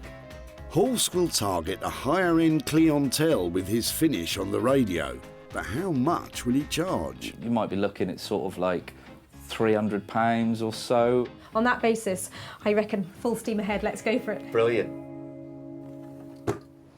I think that radio is in really safe hands. It's going to sound amazing, and I think I might make as much as £100 from it. Sarah's confident, but is Horst on the same wavelength? I think it's definitely doable. I think it's in good enough condition. I'm looking forward to the challenge. Yeah, it's gonna be great.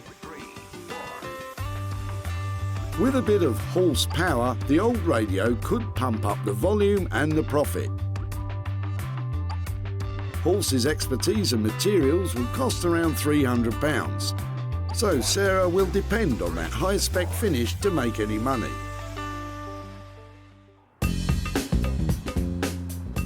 Sarah's next stop is within the metropolitan borough of the West Midlands, Wolverhampton. And tucked away in the disused Bury Street factories is woodwork wizard Jay. Sarah's about to surprise him with the mouldy Urkel table, but it just might be too weather-beaten for Jay to work with. All I know is she's got something from the tip that someone was throwing away, and then she wants me to be able to turn it into something that's going to make money. Could be anything with Sarah, but hopefully she'll bring me something that isn't chipboard. Real wood is what I'm after. Hi, Jay. Hi, how you doing? Yeah, I'm doing really well. How are things? Very good, very good. What have you got today? Oh, wow, table. This is the good side. This is the good side, okay. This is the not so good side. Wow. Okay, it's been outside, obviously. Yeah, I think the guys who dropped it off said that they had been storing their plants on it in the garden. Oh, that'll do it. That'll put it in that state. Okay. It's beautiful. Even though it's in the state that it's in, I really like it. I really do like it. I've seen many Urkel tables, but I've never seen one with this kind of round, oblong kind of shape to it. Urkel was a prominent British furniture manufacturer dating back to the 1920s. Its mass-produced furnishings found a ready market in post-war Britain. But now, vintage enthusiasts will pay through the nose for well-preserved pieces. Alas, this one's on its last legs. The only bit I'm concerned about is here, where the plant pot has been down there for quite a while. But if you bear with me 2 minutes, I'll just get this machine on. I love the machine. Everybody has better toys than I do. Everywhere I go, everybody has got these really cool things. I end up doing everything by hand, takes me ages.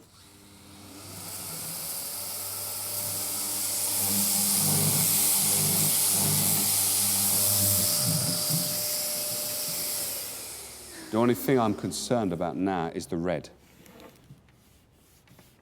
Oh dear. Worst case scenario is that we rub it down and then that stain has gone straight through to the piece of furniture. Then what we will more than likely have to do is, I would say, paint it, because no one will want that kind of colour. So ideally we'd like to have a surface on the top that is blonde and beautiful, but the chances are we might have to paint it. Yes, yeah. Okay, I'm happy with that. What we probably need to think about is, you know, what kind of money do you think we'd sell it for, and is it worth taking it on? I could charge 75 to 100. It depends on what is being done. That's definitely a deal. Okay, You cool. always talk my kind of money, Jay. I love doing deals with you. You look like you've got your work cut out. I'll leave you to it. All right, Take care. Jay absolutely loves Urkel, and I think whatever he does to the top or the legs, it's going to look fantastic. I'm just excited to be working on Urkel. This is something that someone was going to throw away, totally discarded it, put it in the garden, put some plant pots on it, and allowed the weather to do what it's doing, and the table never gave up. It never gave up on life. So all I can do is just make it look not as great as Urkel did back in the 1950s, or 1960s, I should say, but make it look as good as I can make it look. Jay can always make Sarah smile when it comes to money. 75 to 100 quid? What could go wrong?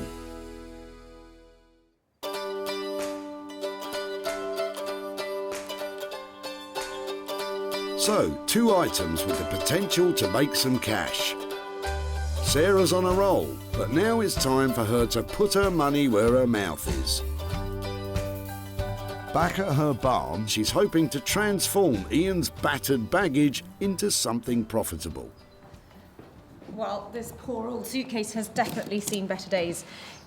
It's in a right state. It's been taped up. It's never going to have been a valuable object, and it is certainly not worth much at the moment. But I'm hoping that I can make it look just beautiful. They work just. Oh, it's quite tough to get it open. My plan is to paste some pretty fabric all the way over it. Probably not very big pieces, so I can use scraps of it and just patchwork the surface of it so it just looks bright and pretty and you don't see any of this black. Maybe I can get a price tag of 50, 60 pounds on it. Sarah starts by giving it a gentle rub down, being careful not to get it too wet.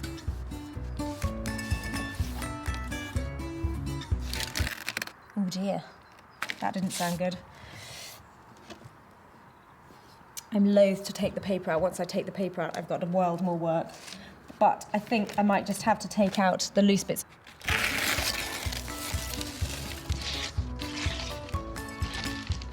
You can see how it's made. It literally is made of cardboard. Cardboard suitcases were a lighter and cheaper alternative to heavy leather or robust wool luggage, becoming popular in the 1920s with the rapid expansion in automobile travel. I really like the fact that it says an American Home Magazine selection on it. I might try and put that as part of the design. Cardboard may have been a more convenient material for the day, but it wasn't built to last. I've just got to get this roughly in position here. So it's just the main thing is to keep the fabric really taut. When you're getting the wrinkles out, you can feel them really clearly when you've got them. So you just need to work the fabric, stretching it. Sarah's glued the fabric with a simple PVA glue, and once she's smoothed out the wrinkles, she can work out the details round the locks. You can see where, just around the edge of where the fastenings are in the case, I've stretched the material around, and if you just push it in really neatly around it, you can give yourself a template to cut round. I always trim slightly inside the line, and then you can just run the fabric right up to the edge. I'm going to stick that in as close as I can, and then when it's all dry, I shall just get a craft knife and trim off those little extra bits there. I think that is a great start. Just a little bit more covering to do before it looks absolutely perfect, but I'm really pleased with that. I think that's well on its way to making some money. Sarah's scraps and glue should only set her back about a £5. So if she can sell it for more than that, she's onto a winner.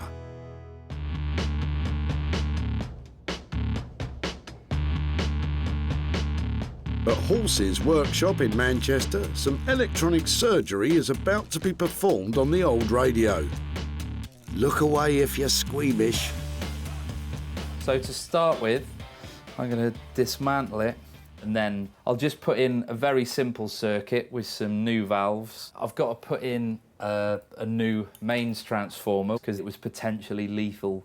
You definitely need to be careful. You certainly shouldn't just plug it in until somebody qualified's had a look at it. One memorable time, I got a shock and then punched myself in the face, pulling my hand back. So yeah, I'm quite careful these days. Ouch and double ouch. Definitely don't try this one at home, folks. This was a valve radio. I'm going to make it a valve-powered speaker I'm sure there'd be purists going insane at this. It's not like they're rare, so it's fine.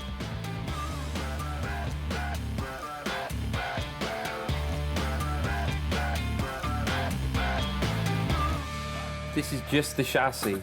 So what we need to do with this is clean it up and then put the bits back in that I'm going to be using, and then start building the circuit around that. The case needs some serious cosmetic work too, and that's Halsey's biggest challenge. What you can do is use what's called wet and dry paper, which is an abrasive, bit like sandpaper. You can start off with quite a coarse grit, and then you move to a finer grade and kind of keep doing this. It can be quite rewarding because it's quite nice to get the scratches out, but yeah, it can be pretty laborious, especially when they're as scratched as this one. It's lost its sheen a little, so I use this special Bakelite polishing paste, and this sort of takes a thin layer off and buffs it up to a nice shine. If Halse can get the balance of shiny, new, usable, traditional, old object right and up the value to over £300, this radio is on course to make a tidy profit.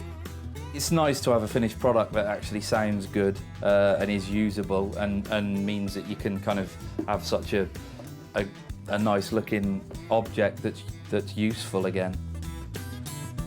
All's tickety-boo in Manchester then. Back in Wolverhampton, Jay is sanding down the Urquell tabletop to determine if the stains can be removed so he can keep the natural colour of the wood.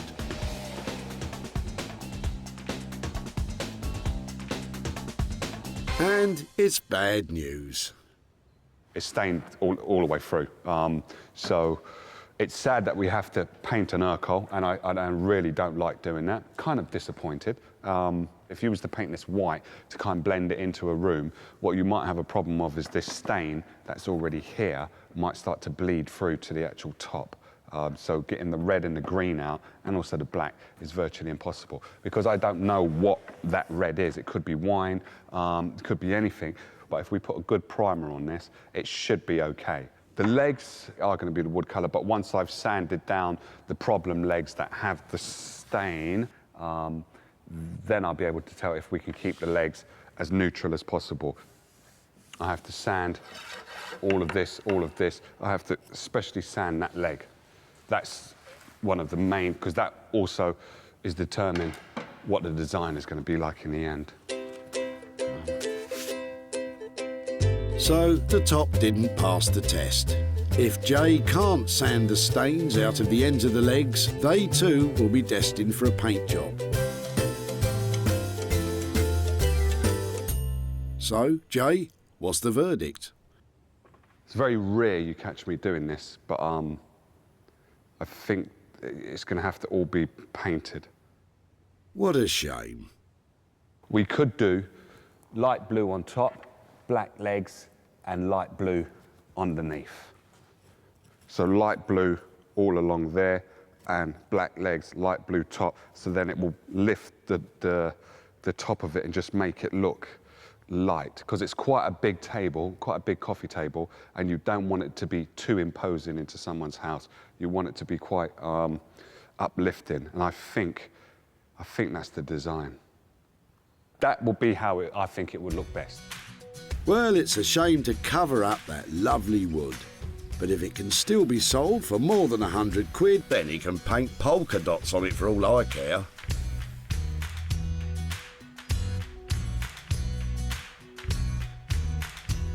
Back in Sussex, Sarah's nearing the end of her own restoration project. Basically, I've covered the whole of this case in a new layer of fabric on the outside. I've carefully cut round the things that are on here already. It's tricky to get it done perfectly, but the overall effect of it, I think, is really pretty. And that should make it saleable. So I was hoping for £50, but I don't know, I might make it an even higher price. What do you reckon, 60? 70? Before, This was a battered old cardboard suitcase. But now, after some careful craft, a bit of glue and some offcuts, it's transformed into luxurious luggage. You wouldn't lose it at the airport, would you? Time to hook a buyer. I'm not sure I want to part with it. Tweaking the photograph so it looks absolutely the best it can. I think that's singing out now, don't you?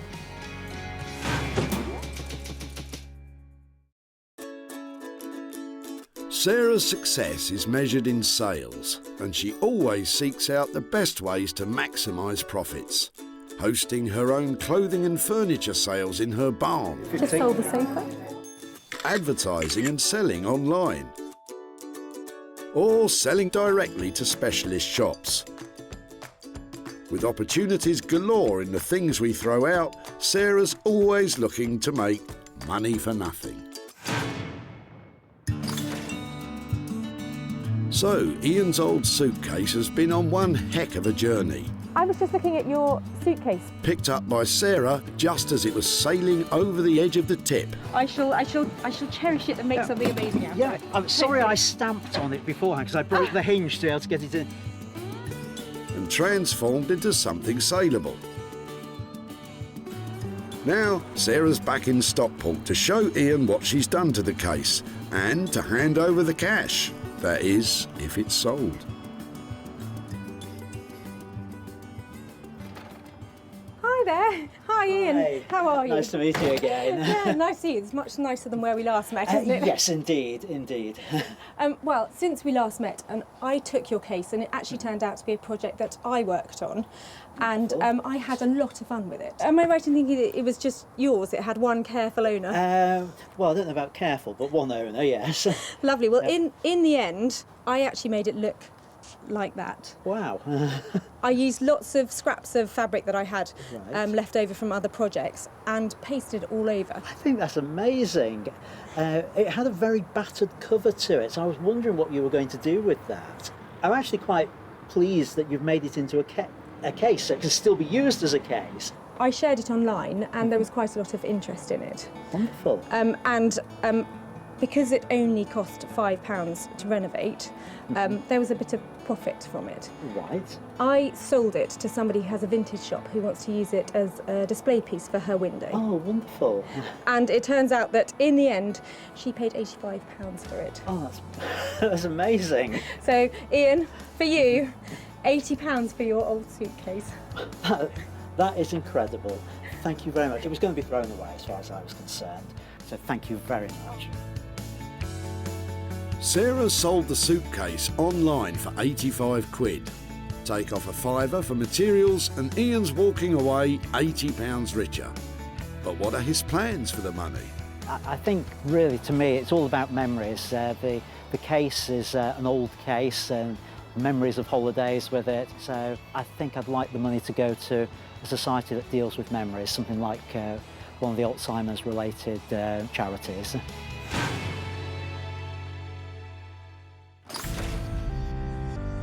So, the money's in the bag for the suitcase, so to speak. And in Manchester, how's Hulse getting on with the radio refurb? I finished it a couple of days ago. Yeah, I'm pretty pleased with the way it sounds. It's valve, it's true to the original design. So yeah, I hope Sarah likes it. Before, this vintage radio had sat in dusty silence for over 30 years. Now, Hulse has sympathetically repurposed it as a universal speaker for today's music-playing devices. It's perfect for someone with an eye for funky functionality and an ear for the rich tones of yesterday, as Sarah's about to find out. Hello! Hello, how are you doing? Yeah, brilliant. Have you got something to show me? Yes, let's go and have a look at the radio. Oh, fantastic.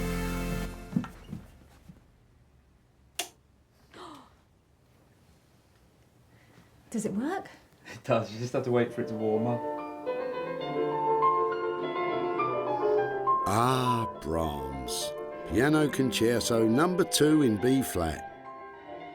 I've never heard it sound quite so good.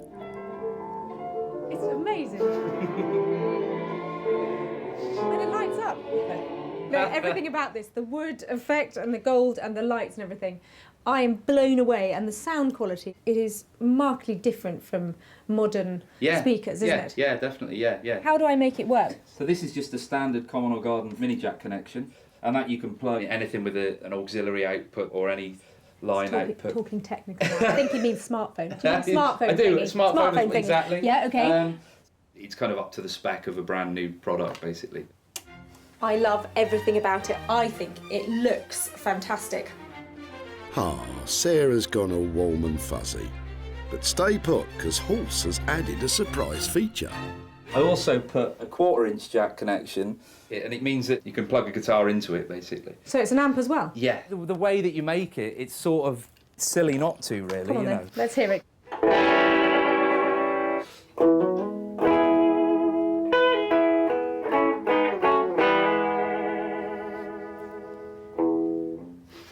Horse, you're a genius on so many levels. I think that just is the icing on the cake. That was lovely, wasn't it? All right, Sarah, enough of the mellow jamming sesh. Let's get down to business. Horse came in on budget at £300. Now, Sarah needs to get selling. Right, so all I need is some of your excellent music connections and a nice buyer, and then everything will be perfect. I am seriously impressed with what Horse has managed to do with this radio. I mean, it was in a really bad state, and now you can play your music through it, you can play your guitar through it, and I think I'm going to make some money out of it. I think she was generally quite chuffed with it. I think the addition of the guitar amp was a last-minute bonus. So yeah, no, I'm pleased. I'm glad she really likes it. This vintage radio was nearly dumped at the tip. If they're working, they're worth about £150, but I couldn't be bothered. John was happy for Sarah to take it away for nothing.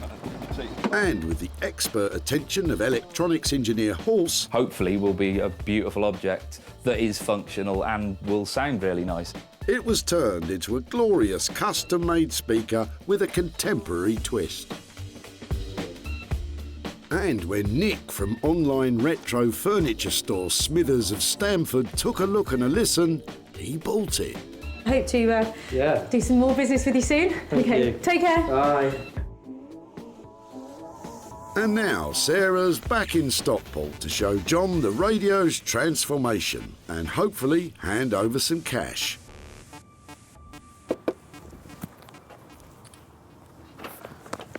Hi there, John. Hiya. Hiya, how are you doing? Not so bad, thanks. It's a long time since I've seen you at the tip. It is, yes. How are things? All right, thanks. Lovely. I've just come back because I've got a couple of pictures to show you of your old radio. All right, yeah. Did you have any thoughts about it? Because it wasn't in great condition when we picked it up, was it? It's funny, it came all the way down south to me, and it turns out that the one man who restores and loves working with old radios like yours lives about 10 minutes down the road from here. From here? Yeah. Right. So it's been in a big circle. Yeah. It went to this guy called Horse. Yeah. And do you want to see what he's done to your radio? I think very interesting. He's turned it into its former glory. Beautiful. That is now an amp if you want to play your guitar through it. And also if you have a smartphone or something like that, you plug that in and it plays all of your tunes. It's got lights in it as well, so when you turn it on, all that lovely, all those old stations and everything, it all lights up. It does look and sound just really lovely now. Unbelievable. I can't believe that. So the good news is that in that condition, it did sell, and I've got some money here to give to you. I've got £50 profit from the sale of your radio, and so that's for you. Sure. Yeah, definitely. What do you think about that? Absolutely amazing, really. Are there any ideas what you might do with that? Well, I'm just going to buy a new garden shed. Are you? To fill up with more radios? Yeah. That's the reason why that came out, ready to buy a new one. Well, fantastic. I think that's a great idea, that something that came out of your old shed is going towards, a little bit towards buying a new one. So, brilliant. Sarah paid Horse £300 for his specialist work on the radio, and it sold for £350, making £50 for John to put towards his new garden shed. Bloomin' marvellous. I was a bit astounded really to how good it was. I thought about having it renovated myself, but I don't think it would have come up as it has done. I think it's quite amazing what he's done with it. It's so satisfying to see an old piece like that radio restored to its former glory and sounding amazing. And I think that £50 might have been music to John's ears too. With 2 out of our 3 items sold for a profit, it's so far so good. But Sarah has got one more pickup to complete the set. Maybe Jay's painted Urkel will leave her feeling blue. I think it looks really cool. I hope Sarah would like it. I hope she will. Evidently, she's got to sell it. She has to sell this on. So if she likes it, then she will be able to sell it more. I like it, but I'm not going to be selling it. I'm not sure how this is going to go. Well, there's only one way to find out. Get her in. I love pickup time. I've got an Urkel table in here, but I know it had a few problems and I'm hoping Jay has managed to turn it around. When Sarah picked it up, the table was on the brink of being lost forever. But now it's a fresh, modern gem with a new lease of life.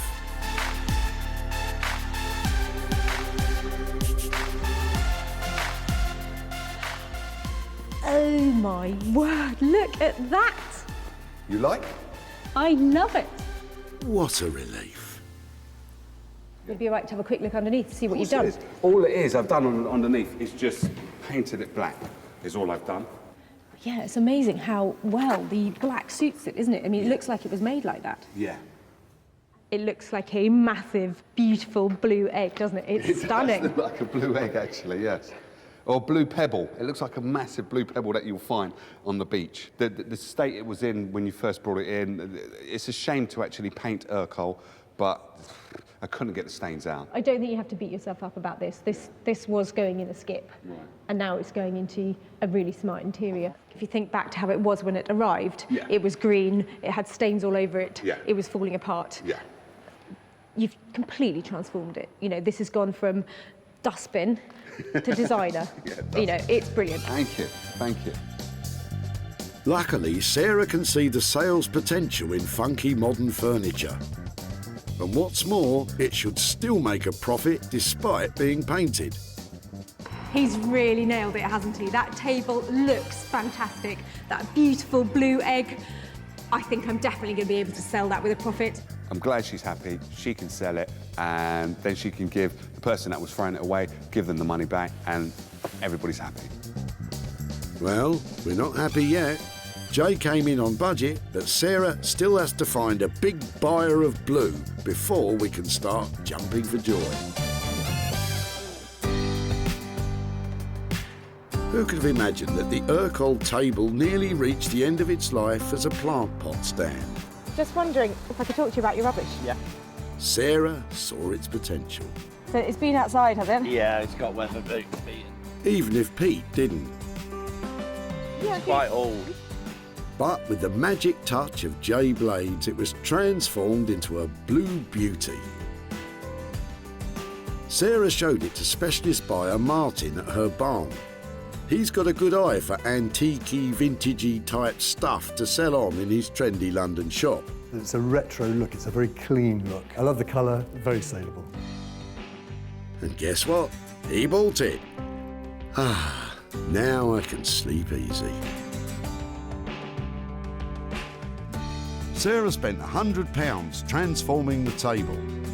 It sold for £200, meaning she has made, obviously, £100 profit. So the good news is that the Urkel table sold with £100 worth of profit. But the bad news is I haven't been able to make contact with Peter again and time has run out. So this money is going to go to children in need. Give that girl a gold star, because Sarah's made a profit on everything she saved at the tip. The cardboard suitcase came up lovely and rosy. The vintage radios brought old school and modern technology into harmony. And the retro Urkel table is now cool, blue and contemporary.